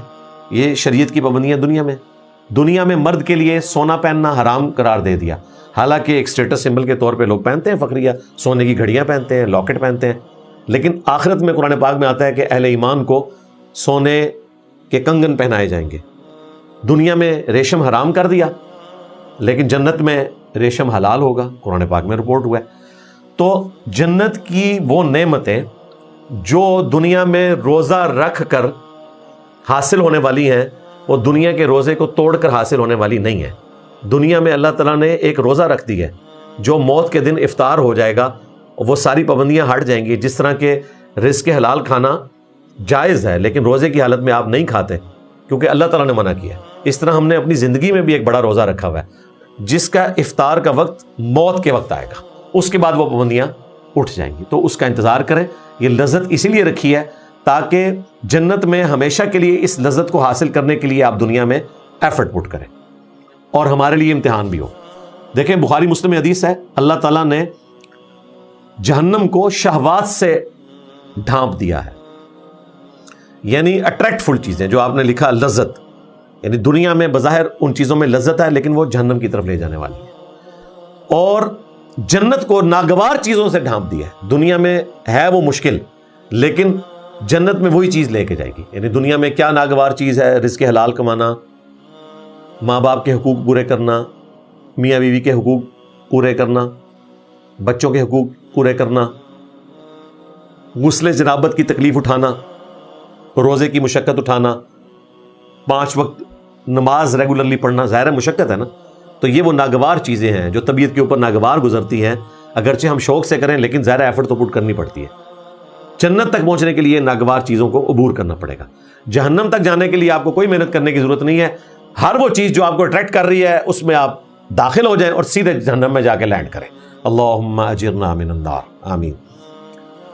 اگر کسی عورت کو جہاز میں بیٹھے ہوئے حالت احرام میں مخصوص ایام شروع ہو جائیں تو اس کے لیے عمرہ کے کیا احکامات ہیں؟ وہ کنٹینیو کرے گی. بخاری مسلم میں حدیث موجود ہے، سیدہ عائشہ کو بھی یہ پیریڈز شروع ہو گئے تھے حج کے دوران، تو نبی الاسلام نے فرمایا کہ جو طواف کعبہ سے متعلق چیز ہے، ظاہر ہے حرم مکہ میں آپ بغیر پاک ہوئے داخل نہیں ہو سکتے، نماز نہیں پڑھ سکتے، اس طرح کی چیزیں چھوڑ دو اور باقی احکامات پورے کرو. تو پھر جب وہ پاک ہوئیں تو پھر انہوں نے طواف کعبہ بھی کیا اور باقی ایکٹیویٹیز پرفارم کی، لیکن جو ایکٹیویٹیز طہارت سے ریلیٹڈ نہیں تھی وہ آپ نے ساتھ ساتھ کر لی۔ تو طہارت والی جو چیزیں ہیں آج کی ڈیٹ میں ظاہر ہے صفا مروہ کی جو صحیح ہے وہ بھی حرم میں اس اعتبار سے مسجد کا حصہ بن چکی ہے، تو آج کل تو آپ صحیح بھی وہ نہیں کر سکتے، ظاہر ہے مسجد کا حصہ وہ بن چکی ہے، آپ نے دیکھا وہاں پہ باقاعدہ لائننگ ہوئی بھی ہے، لہٰذا اس کیٹیگری میں آج کی ڈیٹ میں وہ چیز بھی فال کرے گی۔ ہاں پہلے آپ کہہ سکتے تھے جب بازار میں صحیح کی جاتی تھی مسجد سے ہٹ کے وہ ایک حصہ بنا ہوا تھا، اس میں بھی خیر دو رائے ہیں، بعض لوگ اس صحیح کو طواف کی پابندیوں کے ساتھ نقل کرتے ہیں، بعض کہتے ہیں نہیں اس پہ کوئی پابندی نہیں ہے۔ میرا موقف ان کے ساتھ ہے جو پابندی نہیں مانتے، اس کی وجہ یہ ہے کہ طواف کعبہ کے لیے وضو ہونا شرط ہے، جبکہ صحیح کے لیے وضو ہونا شرط نہیں ہے۔ بہرحال یہ ٹیکنیکل بحث ہیں، آپ کے لیے مختصر یہ ہے کہ آپ نے طواف کعبہ نہیں کرنا، اور آج کی ڈیٹ میں چونکہ مسجد کا حصہ بن چکا ہے صحیح والا پورشن وہ بھی نہیں کرنا، باقی چیزیں آپ نے کرنی ہے۔ اب عمرے میں تو مین چیزیں ہی یہ ہوتی ہیں، حج میں تو آپ نے جمرات کو کنکریاں مارنا یہ ایک ایکٹیویٹی ہے، قربانی کرنا ایک ایکٹیویٹی ہے، اس طرح کی باقی ساری ایکٹیویٹیز ہو سکتی ہیں، ان میں ترتیب کے بارے میں بھی ٹالرنس موجود ہے، لیکن عمرے کے کیس میں تو صرف یہ ہے نا۔ تو آپ کے ساتھ اگر ایسا معاملہ جہاز میں ہو گیا ہے تو اپنے 7 دن پورے کریں، ان 7 دنوں میں آپ نے احرام کی پابندیاں پوری کرنی ہیں، یعنی ناخن نہیں کاٹنے، بال نہیں کاٹنے، اور مسجد میں بھی نہیں جانا، نماز بھی نہیں پڑھنی، تسلی سے ہوٹل میں بیٹھے، جب آپ کا وہ ٹائم پورا ہو جائے تو پھر آپ جا کے طواف کعبہ کریں، اس کے بعد صحیح کریں۔ اور اس سے اگلی بات کہ مردوں کی ذمہ داری ہے کہ وہ عمرے کی ڈیٹس اس اعتبار سے لے کر چلیں کہ ان کی عورتوں کو اس طرح کے مخصوص ایام کا معاملہ نہ ہو، اور اگر یہ چیز آپ کے کنٹرول میں نہیں ہے تو ایسی ادویات بھی اویلیبل ہیں جن کی وجہ سے وقتی طور پر پیریڈز رک جاتے ہیں، تو وہ ادویات اگر استعمال کر لی جائیں تو پیریڈز کو ڈیلے کیا جا سکتا ہے۔ شروع ہو گئے تو پھر تو دوائی کھانے کا فائدہ نہیں ہے، یعنی شروع ہونے سے پہلے اس کو ڈیلے کروا لیا جائے تاکہ عمرہ کرنے کے بعد آسانی ہو۔ لوگ مزارات پر بابوں کے لیے چادریں چڑھاتے ہیں، کیا بابا جی کے لیے کمبل اور رضائی بھی لے جا سکتے ہیں؟ یہ بابا جی کو سردی سے دور کرنے کے لیے چادریں نہیں چڑھائی جاتی ہیں، بیسیکلی یہ ان کو پروٹوکول دیتے ہیں اس اعتبار سے کہ یہ عزت افزائی ہے، جس طرح کہ صحیح مسلم میں حدیث ہے کہ تکبر میری چادر ہے، جو میری چادر کو کھینچے گا میں اسے ضرور آگ میں داخل کروں گا۔ یعنی یہ مثال کے طور پر ہے، اگلے زمانوں میں جو بادشاہ ہوتے تھے یا قوم کے سردار ہوتے تھے تو انہوں نے باقاعدہ کندھے کے اوپر چادر رکھی ہوئی ہوتی تھی، پٹکا ہمارے پنجاب کے کلچر میں بولا جاتا ہے، تو یہ عزت کی علامت ہے۔ آپ کسی کی پگڑی اتار دیں یا کسی کا پٹکا اس طریقے سے چھین لیں تو گویا کہ آپ نے اس کو بے عزت کر دیا۔ تو اللہ تعالیٰ فرماتا ہے تکبر میری چادر ہے، جو اس کو ہاتھ ڈالے گا میں اسے آگ میں داخل کروں گا۔ یہ بڑا خطرناک معاملہ ہے۔ تو اسی کی وجہ سے مزاروں کے اوپر یہ چادر چڑھاتے ہیں کہ یہ ایک پروٹوکول دینا ہے، اور ان چادروں کا کاروبار بڑا عجیب ہے۔ وہ چادریں چڑھتی ہیں، کچھ عرصہ بعد وہی بلکہ اسی دن ہی مجاور جو ہیں وہ چادریں اتارتے ہیں اور ان کو لا کے صحیح طریقے سے طے کر کے اگلے زائرین کے لیے بیچنے کے لیے رکھ لیتے ہیں۔ تو پیسے کس کی جیب میں جاتے ہیں؟ ان لوگوں کی جیب میں چلے جاتے ہیں جو مجاور وہاں پہ بیٹھے ہوئے ہوتے ہیں۔ تو یہ کاروبار ہے۔ میں جسمانی اور ذہنی طور پر بیمار ہوں، ہر طرح کی دوائی آزما چکی ہوں، کچھ بھی مناسب کام نہیں، اب بس مرنا چاہتی ہوں، برائے کرم مجھے کوئی مشورہ دیتے ہیں۔ مشورہ یہی ہے کہ مرنے کی کوشش نہ کریں، زندگی اللہ تعالیٰ کی طرف سے نعمت ہے۔ اگر آپ کو واقعتاً پتہ ہے کہ آپ جسمانی اور ذہنی طور پر بیمار ہیں تو یہ تو اس بات کا ثبوت ہے کہ آپ کا ذہن کام کرتا ہے۔ ہاں کوئی تکلیف ہے، بعض اوقات سر درد کا معاملہ ہوتا ہے، کسی کے ساتھ کنٹینیوس اٹیچ ہوتا ہے، یا کوئی اور دنیاوی طور پر دکھ اٹیچ ہوتا ہے، تو ظاہر ہے یہی انسان کا امتحان ہے، خودکشی کرنے کی بہرحال اجازت نہیں ہے۔ البتہ آپ اس طریقے سے دعا مانگ سکتی ہیں کہ اگر میری زندگی میں کوئی خیر باقی نہیں تو اللہ تعالیٰ مجھے اپنے پاس بلا لے، اس طریقے سے اگر کوئی دعا مانگے تو یہ جائز ہے۔ ناروے جیسے ممالک میں نماز کے اوقات پتہ نہیں چلتے تو کیا کریں؟ سورج صرف کچھ وقت کے لیے نکلتا ہے، وہاں پہ بھی گھڑیاں بنی ہوئی ہیں، آپ نے گھڑیوں کو فالو کرنا ہے۔ اسی طریقے سے جہاں پر 6 مہینے کا دن 6 مہینے کی رات آتی ہے وہاں پر بھی آپ نے کلاک کو فالو کرنا ہے، اس کے مطابق نماز کے شیڈیول ہوں گے، اگرچہ سورج سامنے ہو عشاء کی نماز آپ نے پھر بھی پڑھنی ہے۔ یہ عموماً جو ہم ٹائمنگ کو سورج کے ساتھ جوڑتے ہیں یہ ان علاقوں کے لیے جہاں پر اسی طریقے سے معاملات چل رہے ہیں، جو ایکسٹرا آرڈنری چیزیں ہیں اس میں آپ نے وقت کو شمار کر لینا ہے۔ اس کے ثبوت میں وہ حدیث ہے صحیح مسلم کی کہ جب دجال آئے گا تو پہلا دن 1 سال کے برابر ہوگا، دوسرا دن 1 مہینے کے برابر ہوگا، تیسرا دن 1 ہفتے کے برابر ہوگا، اور پھر نارمل دن شروع ہو جائیں گے۔ تو صحابہ کرام نے کہا کہ اگر ہم یہ زمانہ پائیں، صحیح مسلم میں یہ الفاظ موجود ہیں، تو ہم نمازوں کا کیا کریں گے؟ تو آپ نے فرمایا کہ تم ان کو اس اعتبار سے شمار کر لینا، یعنی نمازوں کی گنتی کو پورا کرنا ہے لیکن اس کے لیے شمار کر لینا۔ اس زمانے میں تو ظاہر ہے ایک مشکل کام تھا، آج ہم کلاکس کی برکت سے اس طرح کا سارا معاملہ کر سکتے ہیں، اور ان علاقوں کے اندر باقاعدہ گھڑیوں کے ساتھ نوکریوں کی ٹائمنگز جڑی ہوئی ہیں، اسکولوں کی ٹائمنگز جڑی ہوئی ہیں، یہ سارے معاملات اسی طریقے سے چل رہے ہیں، تو آپ نے کلاک کو فالو کرنا ہے۔ اگر کسی نے خدا کے نام پر کسی کو پیسے دیے اور بعد میں وہی پیسے اس سے مانگ لے تو کیا وہ گنہگار ہوگا؟ یعنی کسی کو ادھار دے کر واپس لیے وہ تو آپ کا رائٹ ہے، اگر آپ اس کو اللہ کے لیے دے چکے ہیں تو اب آپ واپس نہیں مانگیں گے، ویسے بھی دے چکے ہیں تو واپس نہیں مانگیں گے۔ بخاری میں حدیث ہے کہ اگر کوئی شخص کسی کو کوئی گفٹ دے کر واپس لیتا ہے تو وہ اس کتے کی مانند ہے جو کہہ کر کے چاٹ لیتا ہے، اور جامع ترمذی میں آگے الفاظ ہیں سوائے والد کے کہ وہ اپنی اولاد کو دے کر واپس لے سکتا ہے، وہ ایک استثناء موجود ہے۔ تو اس طرح کا عمل کرنا نبی الاسلام نے اس کو ناپسند فرمایا ہے۔ مجھے چھوٹے پیشاب والا بیگ لگا ہوا ہے، کیا میں اس کو مسجد میں لے کے جا سکتا ہوں؟ میرا کڈنی کا مسئلہ ہے۔ جی پردے میں لے کے جائیں نا، کرتے کے اندر ہو تو بالکل درست ہے، سب کے سامنے تو لٹکا کے نہیں لے کے جائیں گے نا آپ، ظاہر ہے لوگ تو پھر اعتراض کریں گے۔ اندر ہے اگر آپ کے تو بالکل لے کے جا سکتے ہیں، یہ کوئی نڈس والا معاملہ نہیں ہوگا، ورنہ تو آپ کی نماز بھی درست نہ ہوتی، آپ کے ساتھ شرعی عذر لگا ہوا ہے، تو یہ درست ہے۔ میں نے کل رات ایک خواب دیکھا، میں نے علی بھائی کو دیکھا اور ان کے ساتھ ایک شخص کھڑا تھا، یا اللہ خیر، جو نور سے بھرا ہوا تھا، چمک رہا تھا۔ میں نے اس کا چہرہ نہیں دیکھا مگر وہ سفید کرتے پر مکمل نور تھا۔ میں اس خواب کا نتیجہ نہیں نکال سکتا، برائے کرم اس خواب کے بارے میں ویڈیو میں وضاحت دے دیں۔ جی وضاحت یہی ہے کہ اللہ ہی بہتر جانتا ہے۔ ہاں اگر یہ باپا جانی کو آپ نے دیکھا ہوتا اور ان کے پیچھے کوئی نورانی بزرگ کھڑے ہوتے تو پھر تو ان کے ماننے والے اس کے ساتھ ضربے تقسیمیں لگا دیتے، ہمارے اندر اتنی جرت نہیں ہے۔ واللہ عالم آپ نے کیا دیکھا جی؟ استاد جی میں پنجاب پولیس میں بطور کمپیوٹر آپریٹر کام کرتا ہوں، تھانہ کے ایس ایچ او جھوٹی FIRs درج کرواتے ہیں، ایسوں پہ اللہ کی لعنت، اللہ کے فرشتوں کی لعنت، تمام لعنت کرنے والوں کی لعنت، جب تک توبہ نہ کرے۔ لوگوں کو مارتے ہیں پیسے کے لیے، میں ان کے ماتحت ہوں، مجھے وہ مقدمات درج کرنا پڑتے ہیں ورنہ میری نوکری چلی جائے گی۔ نوکری کو چلی جائے گی؟ آپ CM صاحبہ کو بتائیں جس تھانے میں آپ ہیں، تو انشاءاللہ تعالیٰ وہ نوٹس لیں گی۔ ان کا تو دعویٰ یہی ہے کہ ہم تو کرپشن فری پنجاب بنانے جا رہے ہیں، ان کو شکایت لگائیں، انہوں نے تو آن لائن پورٹلز بھی بنائے ہوئے ہیں، کریں جی۔ باقی اگر آپ کو زبردستی ایسا کوئی معاملہ کرنا پڑ رہا ہے تو آپ اپنی ٹرانسفر کا کوئی معاملہ کر دیں تاکہ آپ اس طرح کی جگہ سے بچ سکیں۔ ادروائز اگر آپ نے ہمت کرنی ہے تو آپ شکایت لگائیں، میں یہی آپ کو مشورہ دے سکتا ہوں۔ ارحم نام رکھنا کیسا ہے؟ بچوں کے اچھے نام بھی تجویز کریں۔ ارحم کا مطلب ہوتا ہے بہت زیادہ رحم کرنے والا، ہم اللہ تعالیٰ کے لیے بھی استعمال کرتے ہیں، یا ارحم الراحمین، یعنی رحم کرنے والوں سے بھی بڑھ کر رحم فرمانے والا، سب سے بڑھ کر رحم فرمانے والا۔ اگرچہ ارحم کا ورڈ اللہ تعالیٰ کے لیے استعمال ہوا ہے قرآن و سنت میں، لیکن نبی صلی اللہ علیہ وآلہ وسلم کے حوالے سے بھی یہ ورڈ یوز ہوا ہے۔ صحیح مسلم میں حدیث ہے، انس بن مالک کہتے ہیں میں نے نبی صلی اللہ علیہ وآلہ وسلم سے بڑھ کر ارحم اپنے گھر والوں کے لیے کسی کو نہیں پایا۔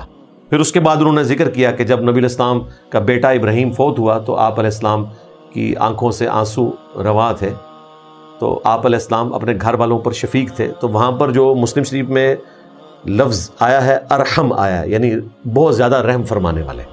تو اس سے یہ پتہ چلا کہ ارحم ورڈ آپ غیر اللہ کے لیے بھی استعمال کر سکتے ہیں، اور نام کے طور پر اس کو رکھنا درست ہے، اگرچہ ایک صفت ہے لیکن یہ نام کے طور پر بھی بالکل درست ہے۔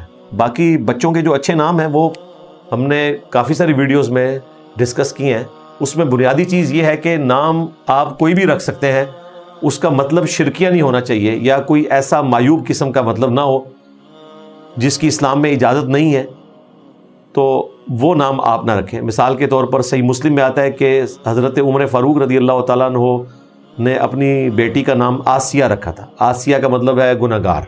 ویسے عاجزی کے طور پر ہم حمدیہ کلام میں بھی اپنے آپ کو آسی بول دیتے ہیں، وہ ایک الگ بات ہے، نام نہیں رکھا جا سکتا آسی، یہ عین والا آسی ہے۔ یہ فرعون کی جو بیوی کا نام تھا نا آسیہ، وہ الف کے ساتھ تھا، حمزہ کے ساتھ، عین کے ساتھ نہیں تھا، وہ درست ہے۔ یہ والا جو عین الف صاد یا اور ہا گنہگار کو کہتے ہیں۔ تو مسلم شریف کے الفاظ ہیں، نبی علیہ السلام نے آسیہ نام چینج کر کے جمیلہ نام رکھ دیا۔ آپ علیہ السلام کی سنت تھی کہ آپ ناموں کو تبدیل کر دیا کرتے تھے۔ جامع ترمذی میں حدیث ہے، سیدہ عائشہ کہتی ہیں کہ اگر کسی نام کا مطلب درست نہیں ہوتا تو نبی علیہ السلام اس کو تبدیل کر دیا کرتے تھے۔ صحیح مسلم میں حدیث ہے کہ عبداللہ اور عبد الرحمن یہ دو پسندیدہ نام ہیں اللہ تعالیٰ کو، عبداللہ اور عبد الرحمن۔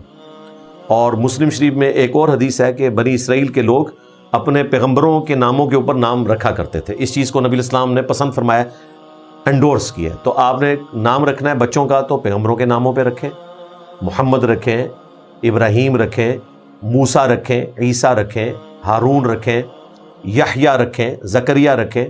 قرآن پاک میں 25 انبیاء کے نام آئے ہیں، وہ رکھیں۔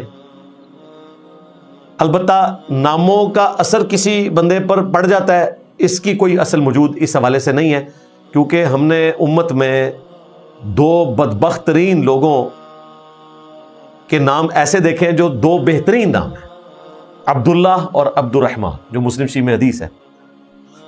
رئیس المنافقین کا نام کیا تھا؟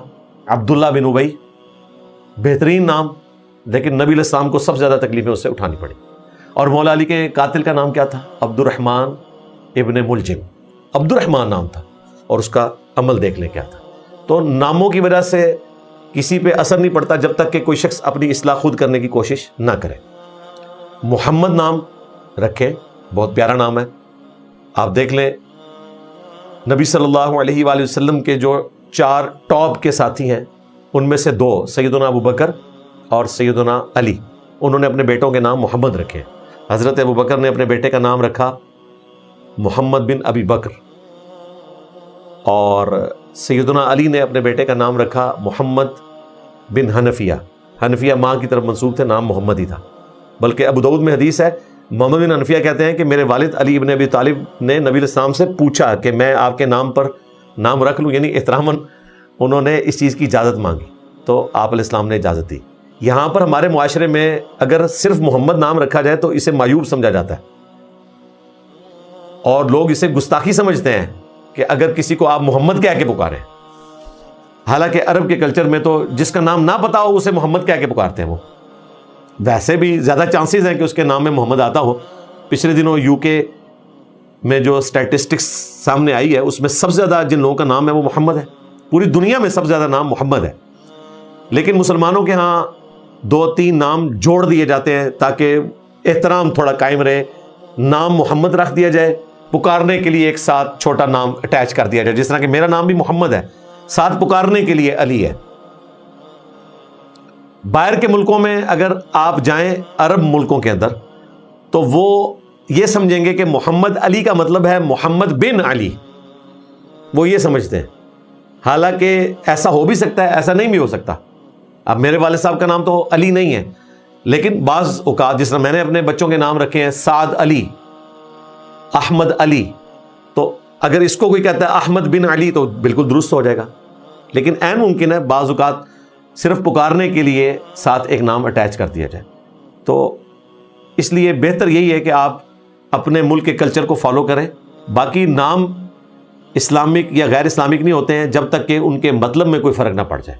اب یہ دیکھ لیں مہاتیر محمد، اب مہاتیر تو کوئی ایسا نام نہیں ہے جو آپ کو قرآن و سنت میں ملے، محمد سے اٹیچ ہوا ہے، تو کلچر نام رکھے جا سکتے ہیں۔ بلکہ میں تو یہ مشورہ دوں گا جو نان مسلم مسلمان ہوتے ہیں وہ اپنے ناموں کو کنٹینیوس اسی طریقے سے جاری رکھیں، ساتھ کوئی نام اٹیچ ضرور کر لیں اپنی ایک محبت کے اظہار کے لیے۔ اگر ان کے مطلب میں کوئی فرق نہیں ہے، یعنی کوئی شرکی الفاظ نہیں ہے، تو آپ رکھیں۔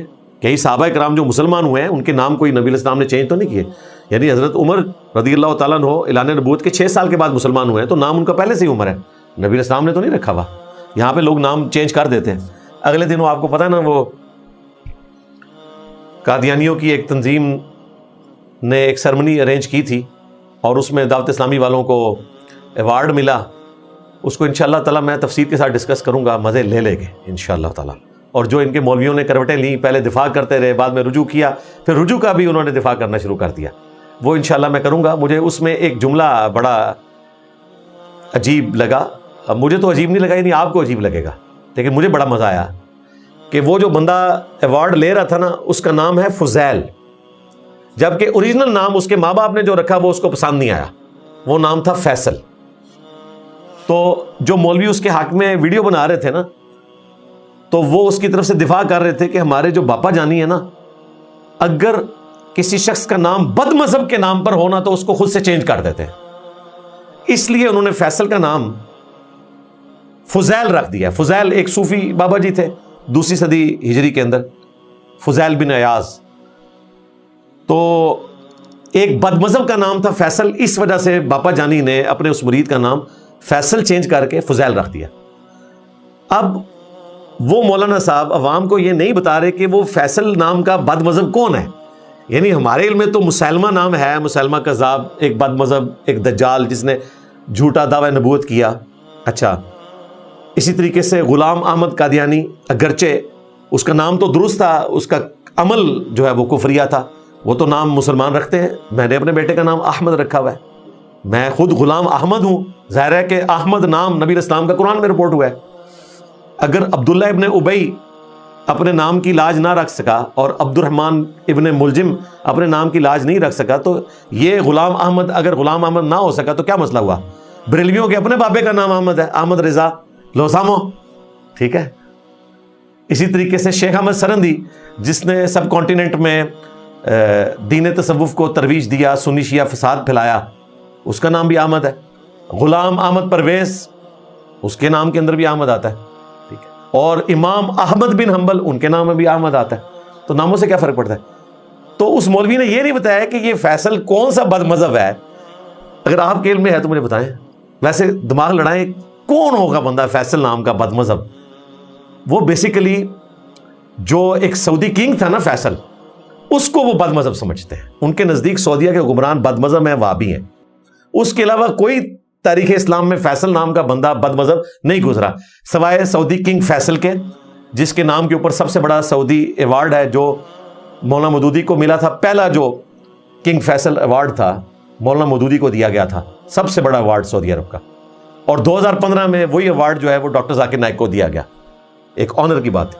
تو باپا جانی نے جو فیصل نام چینج کیا, وہ والا فیصل ہے جو کنگ فیصل تھا, لوسامو. یہ آپ کو کوئی بریلوی بتا سکتا ہے. تو اس طرح کی معرفت کی چیزیں دماغ میں آ جاتی ہیں, تو ساتھ ساتھ میں بیان کر دیتا ہوں. ناموں کا ذکر ہو رہا تھا, ارحم نام, تو ارحم نام رکھنا بالکل درست ہے. باقی صحابہ کرام کے ناموں پر نام رکھے, خلفائے راشدین کے ناموں پر رکھے, سیدنا ابوبکر, سیدنا عمر, عثمان, علی, طلحہ, زبیر, عبد الرحمن بن عوف, یہ سارے عشرۃ مبشرہ. سعد, اب میں نے اپنے بیٹے کا نام سعد رکھا 3 اصحاب کی نسبت کی وجہ سے. سعد ابن ابی وقاص, نبی الاسلام کے ماموں, فاتح ایران. سعد ابن معاذ, جن کی موت پر اللہ تعالیٰ کا عرش بھی ہل گیا تھا, جو اوس کے سردار تھے. اور تیسرے سعد بن عبادہ, جو خزرج کے سردار تھے, جو اصحاب صفا کا خرچہ اٹھایا کرتے تھے, ان کو کھانا کھلایا کرتے تھے. تو نبی اسلام کے 3 اصحاب کے نام سعد ہیں. تو اس طرح کا آپ کوئی نام رکھیں. عمار ابن یاسر کے نام کے اوپر نام رکھیں, سلمان فارسی کے اوپر رکھیں. حضرت سلمان فارسی جو نبی الاسلام کے صحابی ہیں, ان کا نام ہے سلمان, اور جو پروفٹ ہیں ان کا نام ہے سلیمان, جو قرآن میں آیا انہو من سلیمان وانہو بسم اللہ الرحمن الرحیم, وہ ہے سلیمان, اور جو صحابی ہیں وہ ہے سلمان.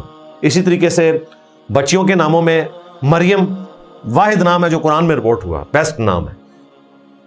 اس کے بعد ختیجہ, عائشہ, زینب, حفصہ. نبی الاسلام کی بیٹی کا نام بھی زینب ہے, آپ کی 2 بیویوں کا نام زینب ہے, تو یہ پسندیدہ نام ہے. مولا علی نے اپنی بیٹی کا نام زینب رکھا ہوا تھا. تو اس طرح کے یہ سارے نام جو صحابیات کے نام ہیں, یا صحابہ اکرام علیہم رضوان کے, اور ان سے بھی بڑھ کر انبیاء اکرام علیہم السلام کے جو نام ہیں وہ آپ رکھیں. باقی ناموں سے کوئی فرق نہیں پڑے گا جب تک کہ کرتوت درست نہیں ہوں گے. اس میں بعض اوقات نام کو مختصر کر کے بھی بلایا جاتا ہے, جس طرح عبد الرحمن کو رحمان کہہ کے بلانا, تو یہ جائز ہے. بعض لوگ سمجھتے ہیں یہ کوئی شرکیہ جملہ ہو جائے گا اس حوالے سے کہ آپ ایک انسان کو رحمان کہہ رہے ہیں. تو اللہ تعالیٰ کا نام رحمان نہیں ہے, اللہ کا نام ہے الرحمن. جس طرح مدینہ شہر کو کہتے ہیں, المدینہ وہ مدینۃ المنورہ ہے, دی سٹی. خاص کر دیں گے تو وہ پھر ایک خاص چیز کی طرف نسبت ہو جائے گی. اللہ تعالیٰ کا نام ہے الرحمن الرحیم, اور مخلوق رحمان اور رحیم ہو سکتی ہے, جس طرح کہ نبی علیہ السلام کا نام قرآن پاک میں آیا بالمؤمنین رؤوف الرحیم, رؤوف بھی ہیں رحیم بھی ہیں. الرحیم نہیں ہے, الرحیم صرف اللہ ہے, رحیم جو ہے وہ نبی علیہ السلام ہے. ارحم الراحمین, اللہ تعالیٰ کے لیے ورڈ ہم استعمال کرتے ہیں ارحم. میں نے مسلم شریف سے بتایا نبی علیہ السلام کے لیے انس بن مالک نے ارحم کا ورڈ یوز کیا کہ آپ صلی اللہ علیہ وآلہ وسلم اپنے گھر والوں کے لیے سب سے بڑھ کر رحم فرمانے والے تھے. ارحم کا ورڈ استعمال ہوا. نظر اتارنے کے لیے جو مرچیں یا انڈے سر کے گرد وارتے ہیں اور انڈے قبرستان میں دبا دیتے ہیں یا مرچیں جلا دیتے ہیں, کیا یہ طریقہ ٹھیک ہے؟ دیکھیں, انڈے دبانے کی بجائے آپ کسی غریب آدمی کے منہ میں ڈالیں تو فائدہ بھی ہوگا آپ کو. مرچوں کا معاملہ جلانے کی کیا ضرورت ہے, کسی کے سالن میں ڈال جائیں تو زیادہ بہتر ہے. باقی اس طرح کی ایکٹیویٹیز میں اگر کوئی شرکیہ چیز ہے وہ تو منع ہے.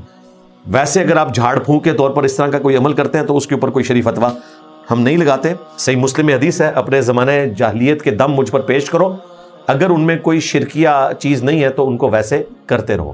تو اس قسم کا علاج ہو سکتا ہے. جھاڑ پھونک پیرلل میں ایک علاج ہے, جس طرح ایلوپیتھک ہے, ہومیوپیتھک ہے, ہربل ہے, آکوپنچر ہے, اسی طریقے سے یہ جھاڑ پھونک بھی ذریعہ ہے علاج کا, وہ ہو سکتا ہے.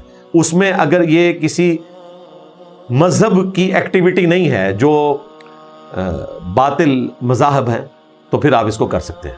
مذہبی ایکٹیویٹی نہ ہو. نانی اماں کے گھر قصر نماز ہوگی یا پوری پڑھنی ہوگی؟ نانی اماں کے گھر آپ کی نماز اگر تو آپ کے گھر سے اتنے فاصلے کے اوپر ہے کہ جو سفر کی کیٹیگری میں فال کرتا ہے تو ظاہر ہے کہ وہ آپ کا وطن اصلی نہیں ہے. آپ کا وطن اصلی آپ کے اپنے ماں باپ کا گھر ہے.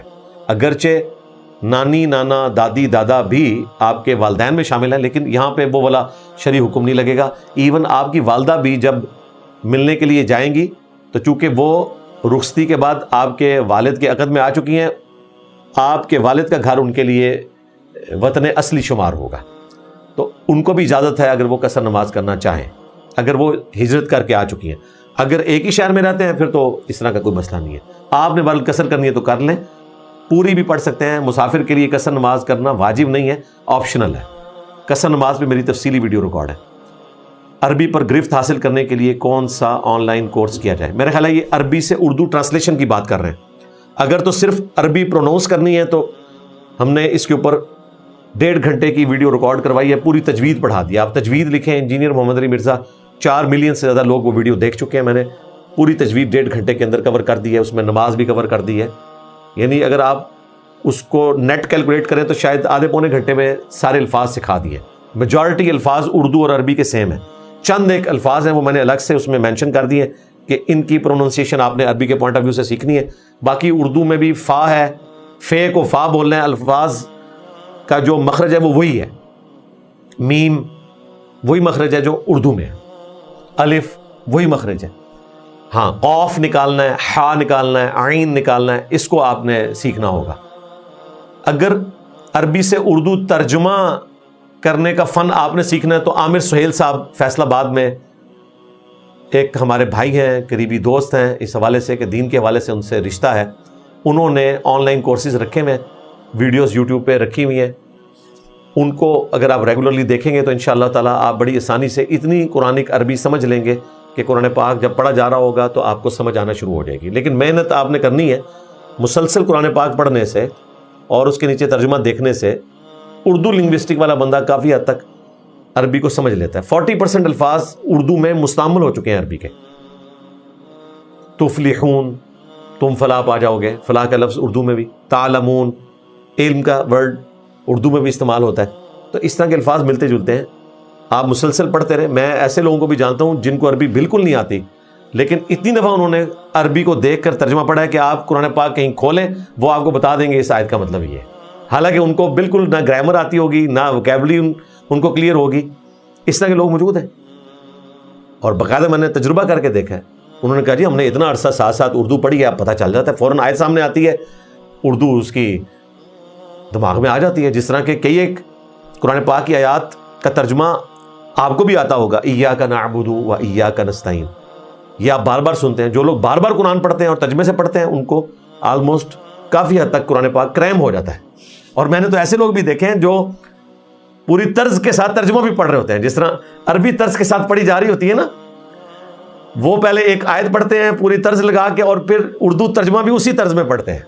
ان کو یہ عادت پڑی ہوئی ہوتی ہے اور اس کی وجہ سے ان کو ترجمہ یاد بھی ہو جاتا ہے.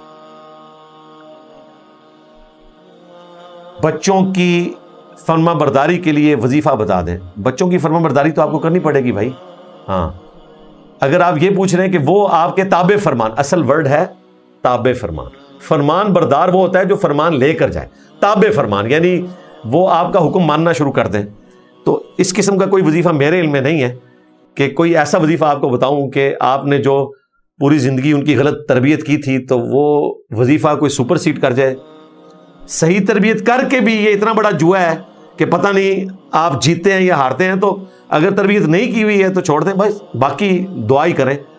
3 وظائف میں نے بتائے ہوئے ہیں ہر مسئلے کے لیے. یا حی یا قیوم برحمتک استغیث، لا الہ الا انت سبحانک انی کنت من الظالمین، اور حسبنا اللہ ونعم الوکیل. باقی بیوی بچوں کے پوائنٹ آف ویو سے دعا پرفیکٹ ہے. ربنا حب لنا من ازواجنا وذریاتنا قرۃ اعین وجعلنا للمتقین اماما. سورۃ الفرقان میں اہل ایمان کی نشانی ہے، وہ دعا کرتے ہیں اے رب ہماری بیویوں میں، ہماری اولاد میں ہماری آنکھوں کی ٹھنڈک بنا اور ہمیں پرہیزگار لوگوں کا امام بنا. امام مسجد نہیں، امام مراد یہ کہ ہماری اولاد میں نیک لوگ پیدا ہوں جن کے ہم آباء و اجداد بنے، ہم پرکھ ہوں، ان کے امام ہوں، اس طرح کے ہمارے مقتدی ہوں، یعنی ہمارے بعد میں آنے والے لوگ جو ہماری اقتداء کر رہے ہوں ہماری اولاد میں سے، ہم ان کے امام بنے. تو یہ دعا بڑی پرفیکٹ ہے، سورۃ الفرقان میں یہ مانگے. لوگ اکثر قبروں کے اوپر کھجور کی ٹہنیاں رکھتے ہیں اور کہا جاتا ہے کہ اس سے قبر والے سے عذاب ٹل جاتا ہے. دیکھیں ایک واقعہ تو ہے بخاری مسلم میں، اس میں نبی علیہ السلام نے 2 قبروں کو آبزرو کیا. آپ علیہ السلام رک گئے، صحابہ کرام نے پوچھا تو آپ نے فرمایا کہ ان 2 قبر والوں کو عذاب ہو رہا ہے. ایک پیشاب کے چھینٹوں سے نہیں بچتا تھا، دوسرا چغلی کھایا کرتا تھا. پھر آپ نے ایک ٹہنی توڑ کے اس کے 2 ٹکڑے کر کے دونوں قبروں پر لگا دیے اور فرمایا جب تک یہ ہری رہیں گی ان کے عذاب میں تخفیف ہوتی رہے گی. اب محدثین کہتے ہیں یہ نبی علیہ السلام کی برکت ہے کہ آپ کے ہاتھوں کی برکت سے وہ ٹہنی لگی، آپ کی دعا کی برکت سے تخفیف ہوگی. باقی اس سے یہ رزلٹ نکالنا بڑی دور کی بات ہے کہ جو شخص بھی ٹہنی لگائے گا تو ٹہنی کی وجہ سے اس کے عذاب میں تخفیف ہوگی. اگر کوئی ظاہری حدیث پہ بھی عمل کرے تو ٹہنیاں لگائیں. پھول پھینکنا، اتنے بڑے بڑے گلدستے لا کے قبروں پہ رکھنا، وہ کوئی ثابت نہیں ہوتے، ٹہنیاں ثابت ہوتی ہیں. عذاب میں تخفیف کروانی ہے تو اس کی طرف سے صدقہ کریں، استغفار کریں. سنن ابن ماجہ میں حدیث ہے، مرنے کے بعد ایک شخص کا درجہ بلند کیا جاتا ہے تو وہ پوچھتا ہے یا اللہ یہ تو میرا عمل نہیں تھا، تو اللہ تعالیٰ فرماتا ہے کہ تیرے بیٹے نے دنیا میں تیرے لیے دعا کی، اس کی برکت سے یہ معاملہ ہوا. اسی طریقے سے مسلم شریف میں حدیث ہے جس مسلمان کے جنازے میں 40 ایسے لوگ شریک ہوں جو شرک نہ کرتے ہوں تو اللہ تعالیٰ ان کی شفاعت اس کے حق میں قبول کر لیتا ہے. تو دعا کی برکت تو ہوتی ہے.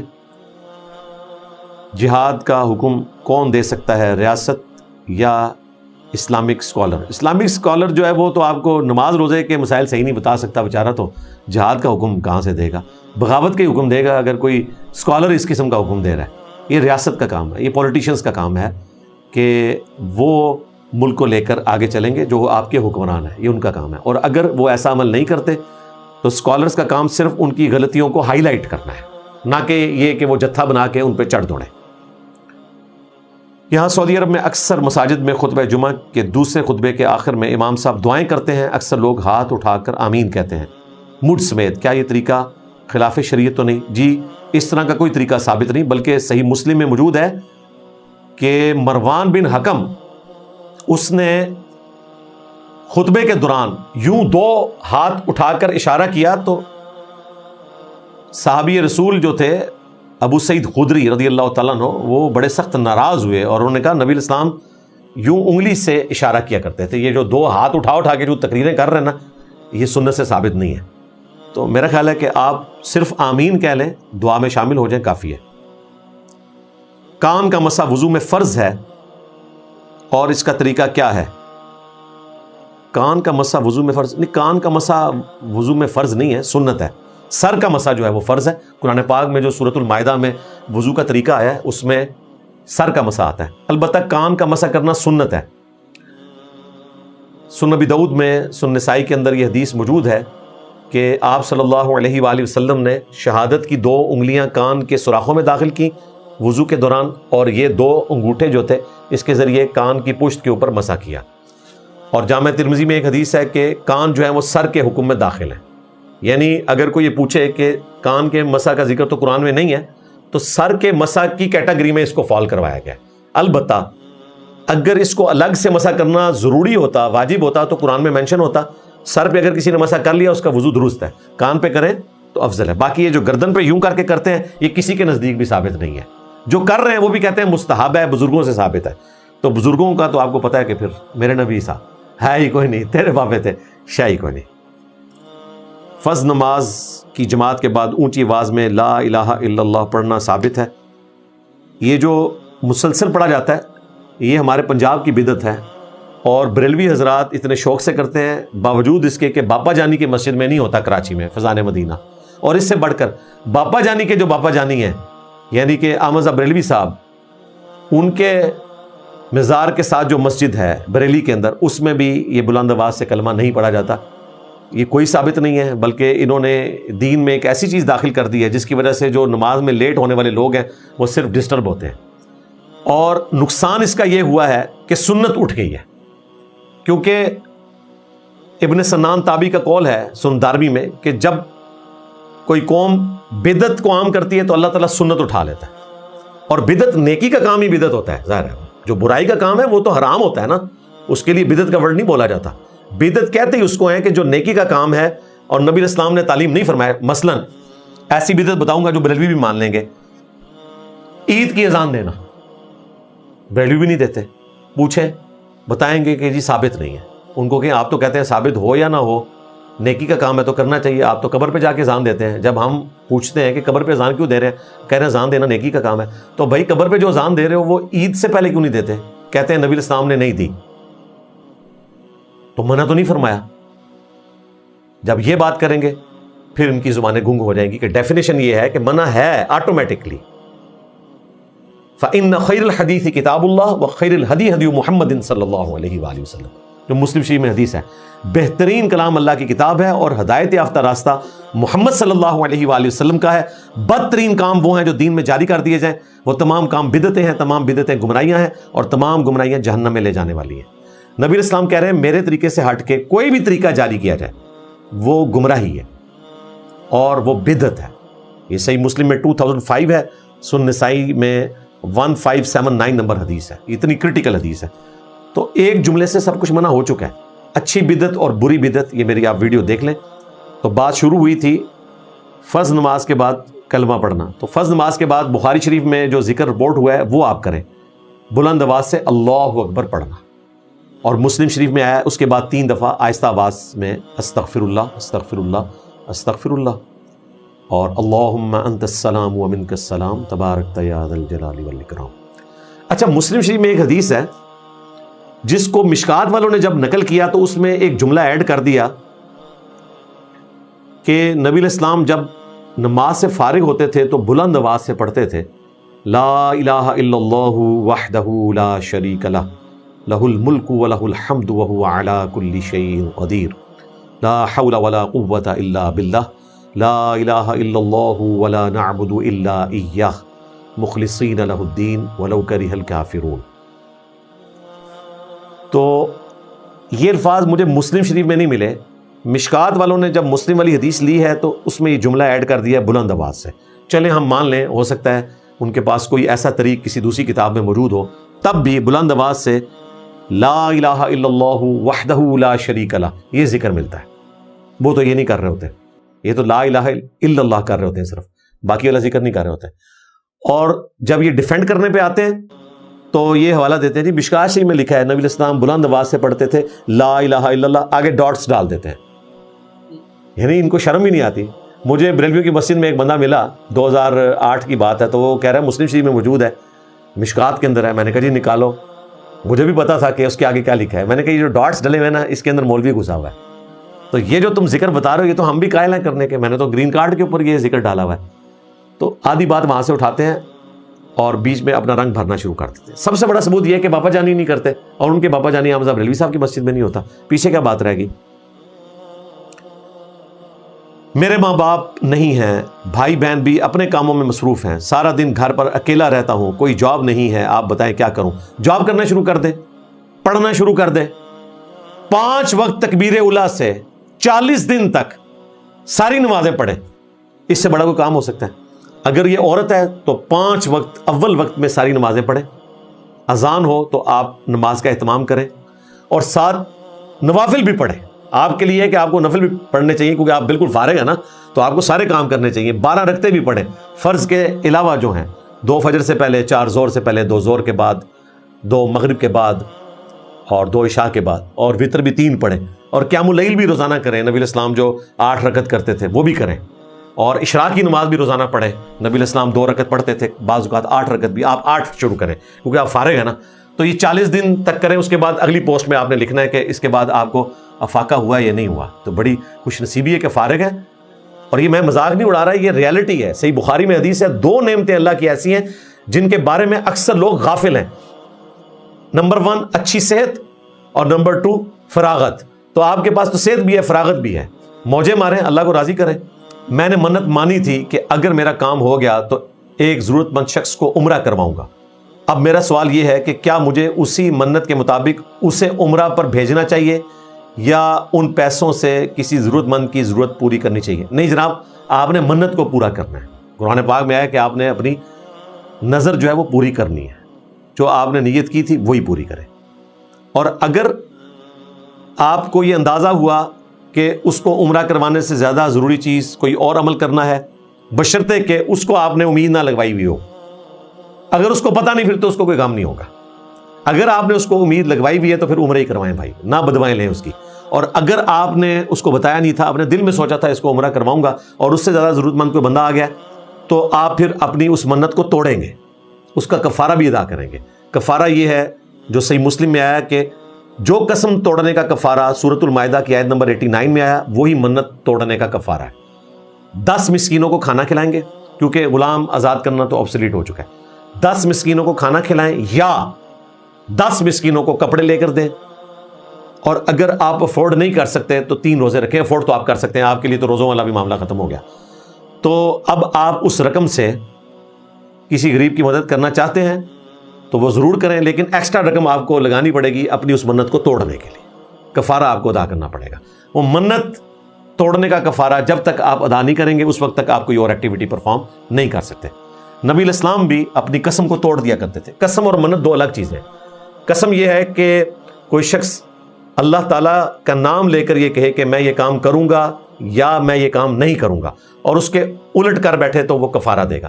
منت یہ ہے کہ اگر میرا یہ کام ہو گیا تو فلاں شخص کو میں کھانا کھلاؤں گا, میں اتنے روزے رکھوں گا, میں اتنے نوافل پڑھوں گا. یہ منت ہے.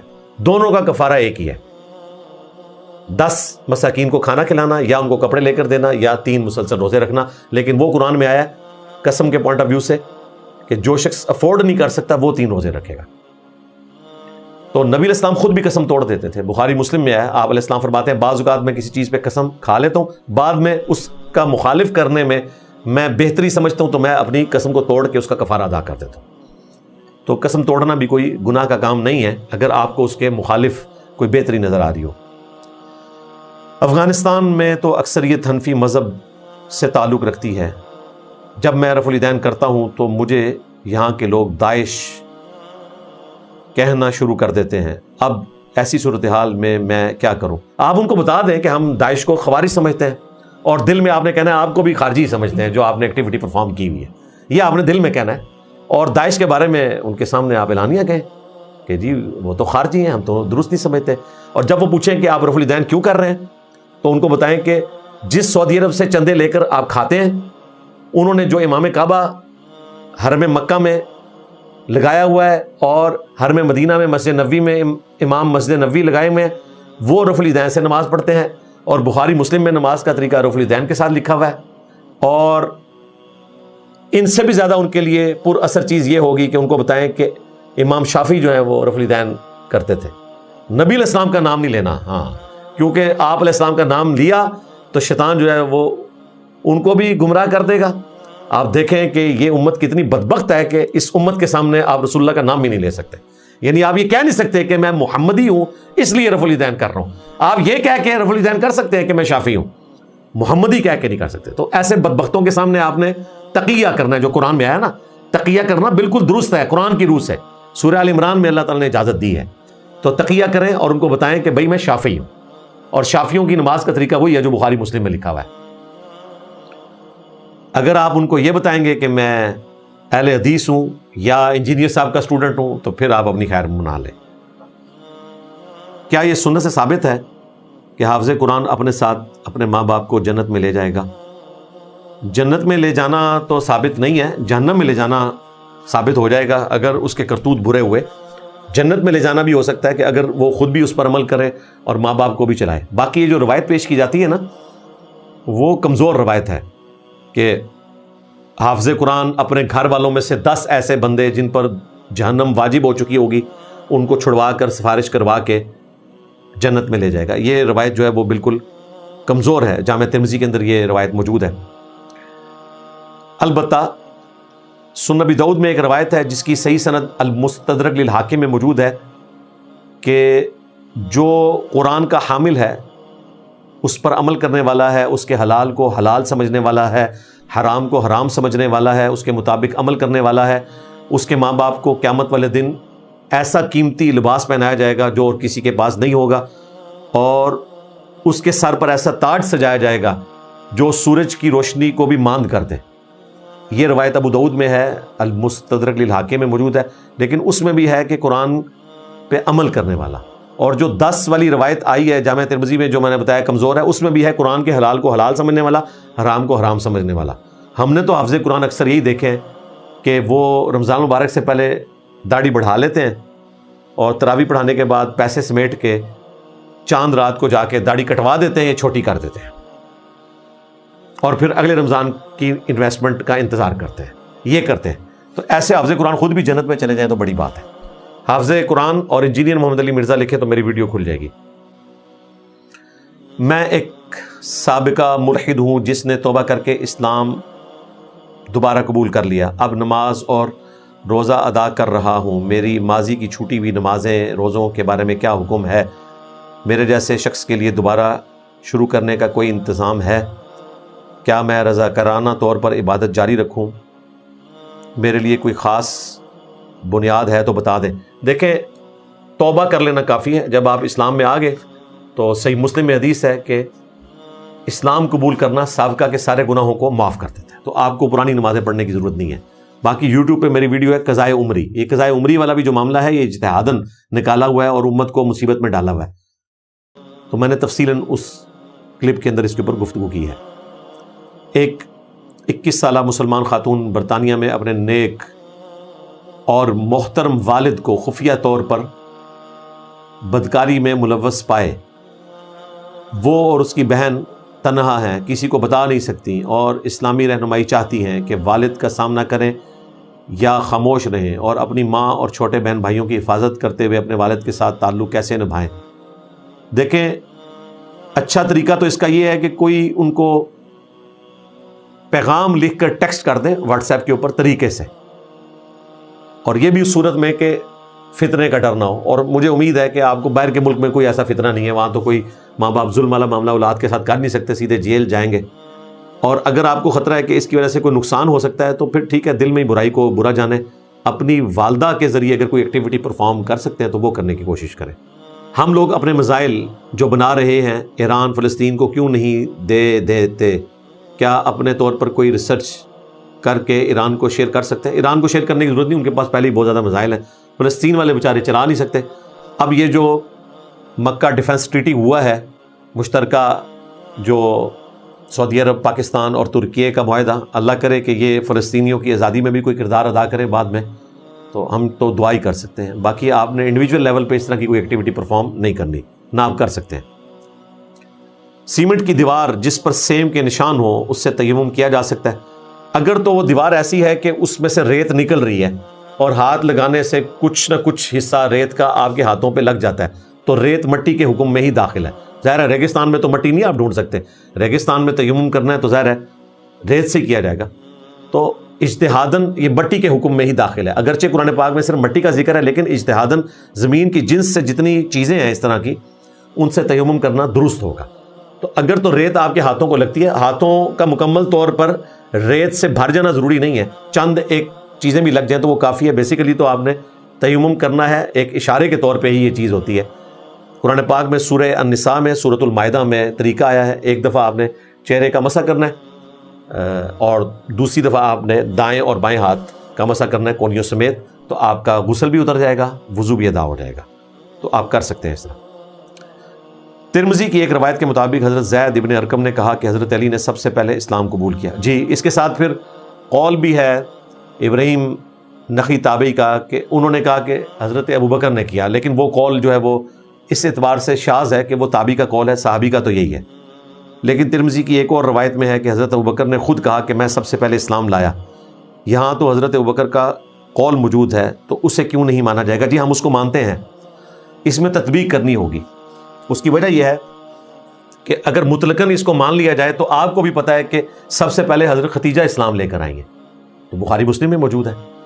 سب سے پہلے نبی الاسلام نے ان پر اسلام پیش کیا. تو اگر سیدنا ابوبکر نے کہا کہ سب سے پہلے میں اسلام قبول کرنے والا ہوں, تو اس میں آپ بھی مانتے ہیں کہ ادر دین سیدہ ختیجہ, تو پھر اس کا کیا معنی ہوگا؟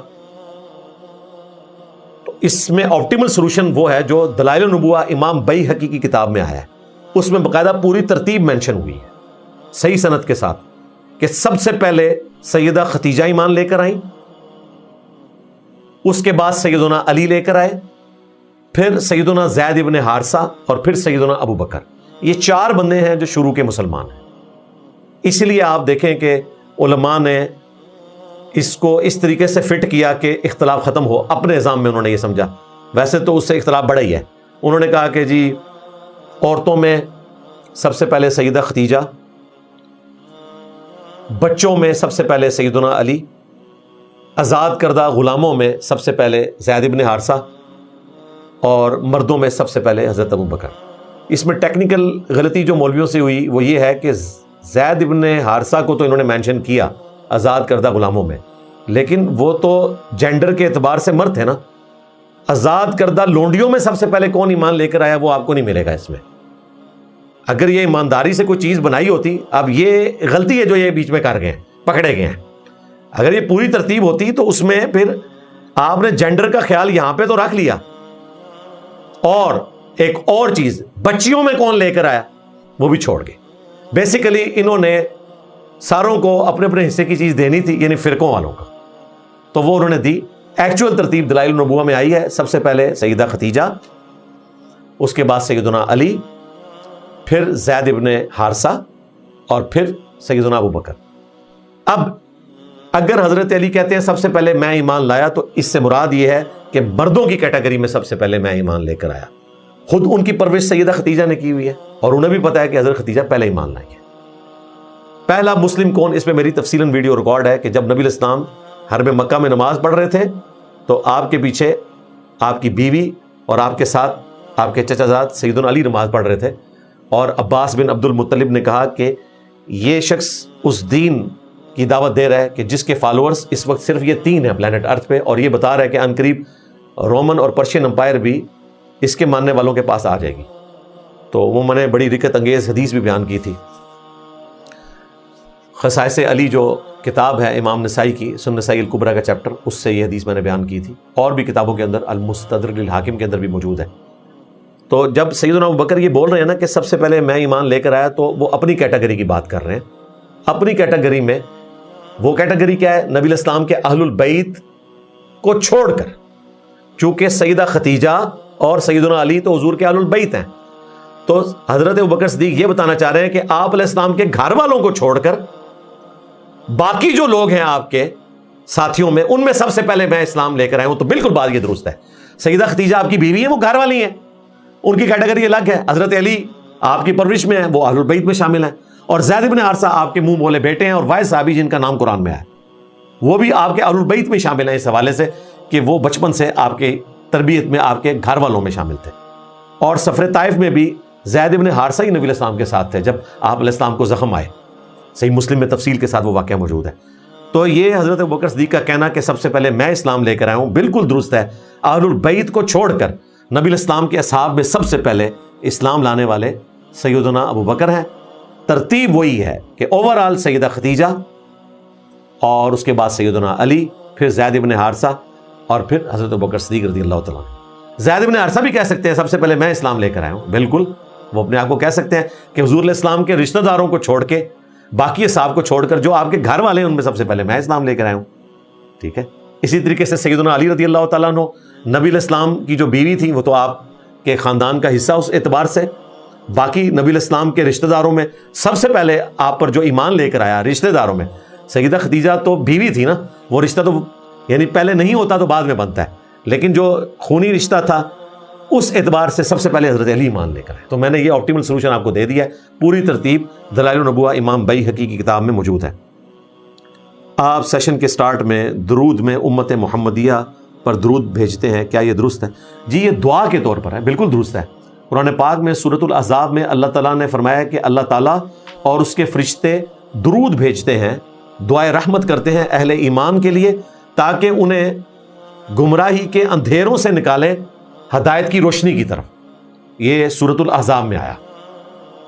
هو الذی یصلی علیکم وملائکہ، وہی اللہ ہے جو کہ درود بھیجتا ہے تم پر اور اس کے فرشتے بھی.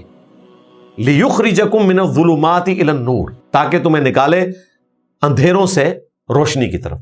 تو اس اعتبار سے دعائیہ طور پر نبی علیہ السلام اور ان کے اہل البیت پر درود پڑھنے کے بعد امت کا یا صحابہ کرام کا ذکر کرنا یہ اجتہاداً درست ہے. باقی جو ضروری درود ہے وہ محمد اور آل محمد پہ ہے. اللہم صلی علی محمد وعلی آل محمد. میری ایک دوست نے مجھ سے پیسے ادھار لے کر ایک عورت کو دے دیے اس کے شوہر کے علاج کے لیے. اب اس عورت کے شوہر کی وفات ہو گئی ہے. میری دوست کہتی ہے کہ بیوہ پیسے واپس کرے گی تو مجھے ملیں گے. کافی بڑی رقم ہے، بیوہ اتنی بڑی رقم واپس کیسے کرے گی؟ میری دوست اسے پریشان کر رہی ہے. کیا اس میں مجھ پر تو کوئی گناہ نہیں ہوگا؟ میں تو مشورہ دوں گا اگر آپ معاف کر سکتی ہیں تو معاف کر دیں. باقی اصل کلپریٹ جو ہے وہ آپ کی وہ دوست ہے جس نے آپ سے قرضہ لیا ہے، یہ اس نے پورا کرنا ہے. آگے بیوہ دے سکتی نہیں دے سکتی یہ اس کا مسئلہ ہے. اب اگر جا کے وہ اس کو تنگ کر رہی ہے تو وہ اس کا اور اس کا معاملہ ہے. واقعتاً اگر اس نے ادھار سے اٹھایا تو پھر وہ بھی کوئی مجرم نہیں ہے. ظاہر ہے ادھار تو واپس کرنا ہے. مسلم شریف میں حدیث ہے کہ شہید کا بھی قرض معاف نہیں ہوتا، باقی سارے گناہ معاف ہو جاتے ہیں. اور بخاری مسلم میں حدیث ہے کہ نبی علیہ السلام مقروض کا جنازہ ہی نہیں پڑھاتے تھے جب تک کہ اس کا قرض اتارنے کی ذمہ داری کوئی قبول نہ کرے، حتیٰ کہ جب اللہ تعالیٰ نے آپ کو وسعت دے دی تو پھر آپ جنازہ پڑھانے سے پہلے پوچھتے تھے کہ اس کے ذمہ کوئی قرض ہے، تو آپ علیہ السلام مقروض ہونے کی صورت میں اس کا قرض خود سے ادا کرتے تھے اور پھر قرآن کی آیت پڑھتے تھے النبی اولیٰ بالمؤمنین من انفسہم وازواجہ امہاتہم. نبی مومنین کی جانوں پر ان سے بڑھ کر حق رکھتے ہیں اور نبی کی بیویاں امت کی مائیں ہیں. ویسے اس آیت کا جو اصل مطلب ہے وہ یہ ہے کہ امتیوں نے نبی علیہ السلام کو رسپانس کرنا ہے، لیکن ہمارا روحانی باپ وہ ہے، ہمارا پیر وہ ہے جو مریدوں کے قرض اتارتا ہے، اور آپ کے پیر وہ ہیں جو نہ آپ کا مال چھوڑتے ہیں نہ آپ کی عزت چھوڑتے ہیں، آپ کی دنیا بھی برباد کر دیتے ہیں اور آخرت اپنی بھی برباد کرتے ہیں. دنیا اپنی بنا لیتے ہیں، آخرت آپ کی بھی برباد کرتے ہیں اور اپنی بھی برباد کرتے ہیں. تو یہ دیکھ لیں اس کے تحت تو بھائی قرض جو ہے وہ اتارنا چاہیے. البتہ آپ اس میں کوئی مجرم نہیں ہیں اور اگر آپ معاف کر سکتی ہیں تو معاف کر دیں. میرے 5 بچے سی سیکشن سے پیدا ہوئے ہیں، سب میں 1 سال کا گیپ ہے. ڈاکٹرز کے کہنے پر ٹیوب بلاک کروا دی ہے. بعد میں آپ کی ویڈیو میں سنا کہ یہ شرک ہے. میں نے کسی ویڈیو میں شرک نہیں کہا جی، پتہ نہیں کس کی ویڈیو آپ نے دیکھ لی. اب میں کیا کروں؟ کیا دوبارہ آپریشن کروا کے کھلوا دوں؟ میں نے پرماننٹلی ڈس آرڈر پیدا کرنے کو حرام قرار دیا. اگر یہ ٹیمپرری طور پر ہے تو یہ کوئی حرام نہیں ہے. اسی طریقے سے میڈیکلی کوئی بھی راستہ ایسا اڈاپٹ کرنا جس کی وجہ سے اولاد میں وقفہ آپ نے کرنا ہے تو یہ بالکل درست ہے. پرماننٹلی کوئی مرد یا عورت اپنی اس کمپیٹنسی کو ضائع کر دے جس کی وجہ سے اولاد پیدا ہوتی ہے وہ حرام ہے پرماننٹلی. تو اگر یہ کھلوا کے درست ہو سکتا ہے تو اس کو ہم نے کبھی بھی حرام نہیں کہا. ہم نے اس کو حرام قرار دیا ہے جو پرماننٹلی ڈس آرڈر ہو، جو قرآن پاک میں اللہ تعالیٰ نے فرمایا کہ شیطان نے کہا تھا میں تیری مخلوق کو ابھاروں گا، وہ تیری تخلیق کو بدل دیں گے۔ تو اس کیٹیگری کے پوائنٹ آف ویو سے میں نے چیز عرض کی تھی۔ آپ کے کیس میں یہ معاملہ بالکل ڈیفرنٹ ہے۔ میں انڈین جموں کشمیر سے ہوں، آپ کو فالو کرتا ہوں، میرے اسٹوڈنٹ ہیں، آپ فالو نہیں کرتے، فالو ہم نے نبی علیہ السلام کو کرنا ہے۔ آپ کو سنتا ہوں، اس نے میری زندگی بدل دی، لیکن اب لوگ مجھے کہتے ہیں کہ تم کافر ہو کیونکہ تم انجینئر محمد علی مرزا کو فالو کرتے ہو۔ تو آپ بتائیں کہ جی واقعی جس دن میں نے انجینئر کو فالو کیا تو آپ مجھ پہ ضرور فتویٰ لگائیں۔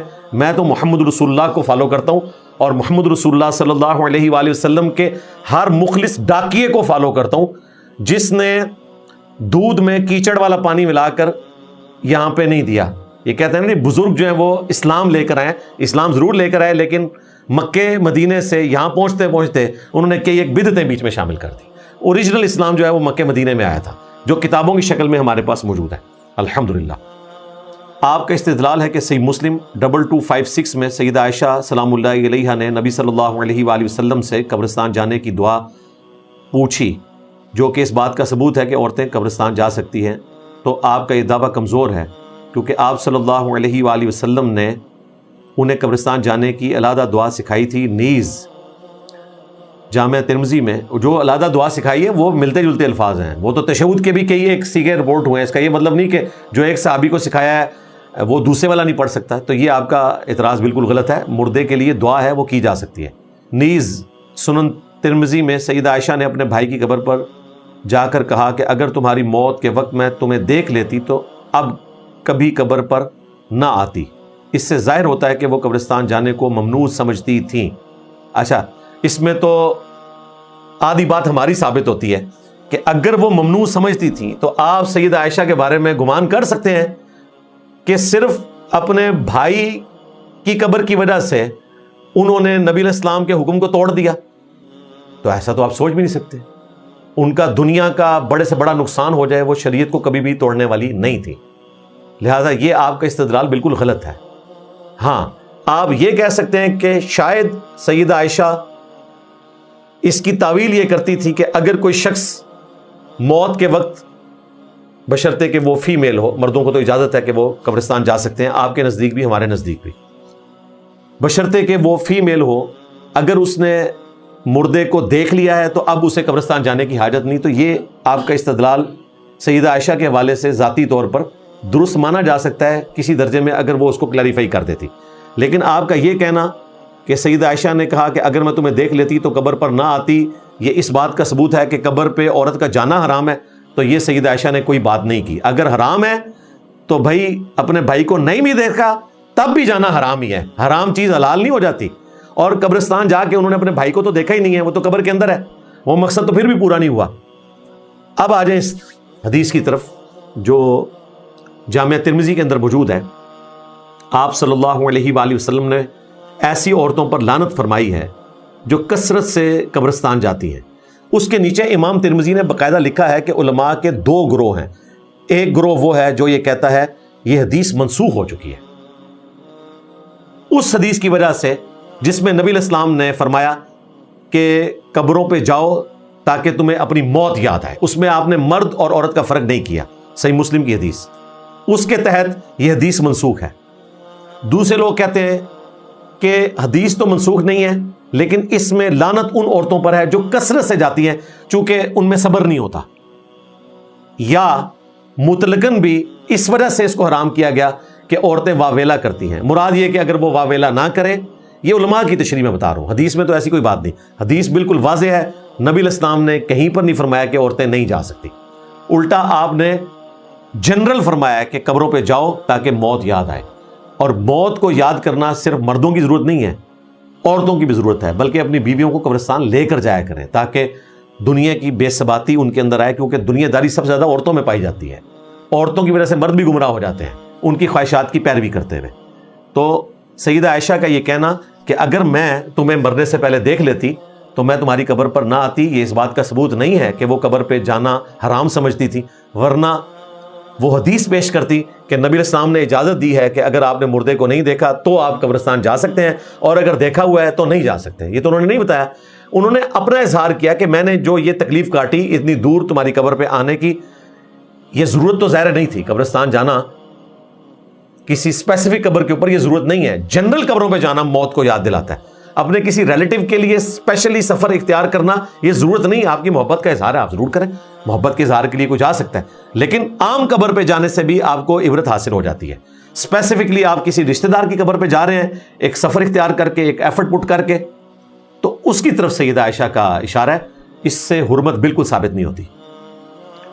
میرے دوست اور ایک 60 سالہ چچا اور ان کے بیٹے نے رفع الیدین کے ساتھ نماز شروع کرتی ہے.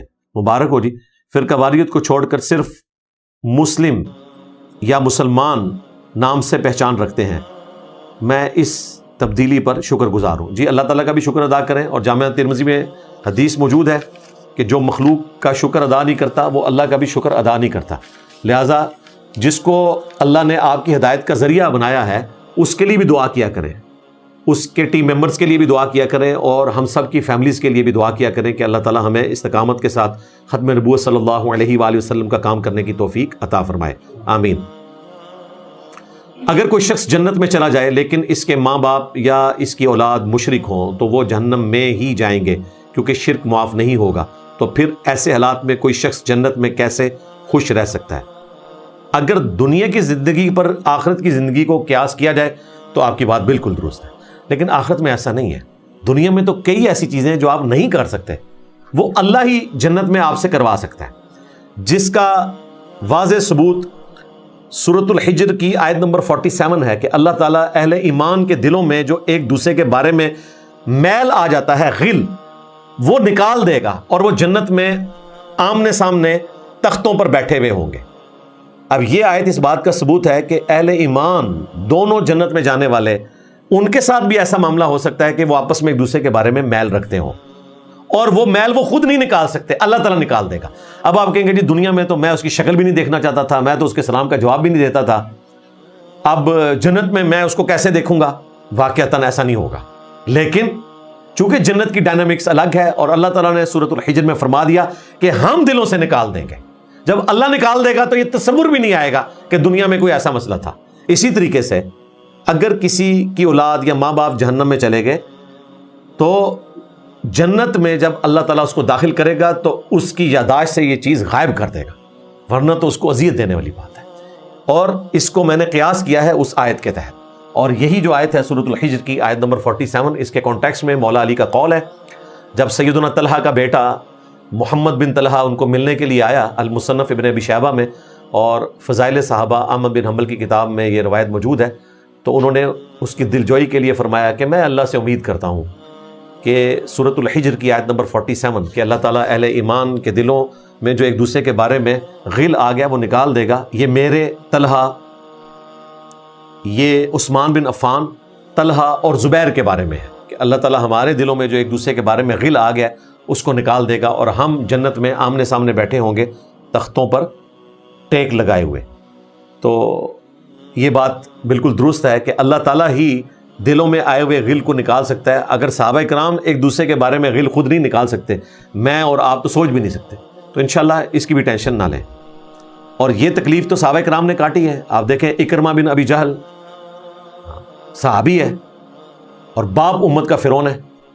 خالد بن ولید صحابی ہیں اور باپ وہ ہے جس کے بارے میں قرآن میں اتنے سخت الفاظ آئے ہیں.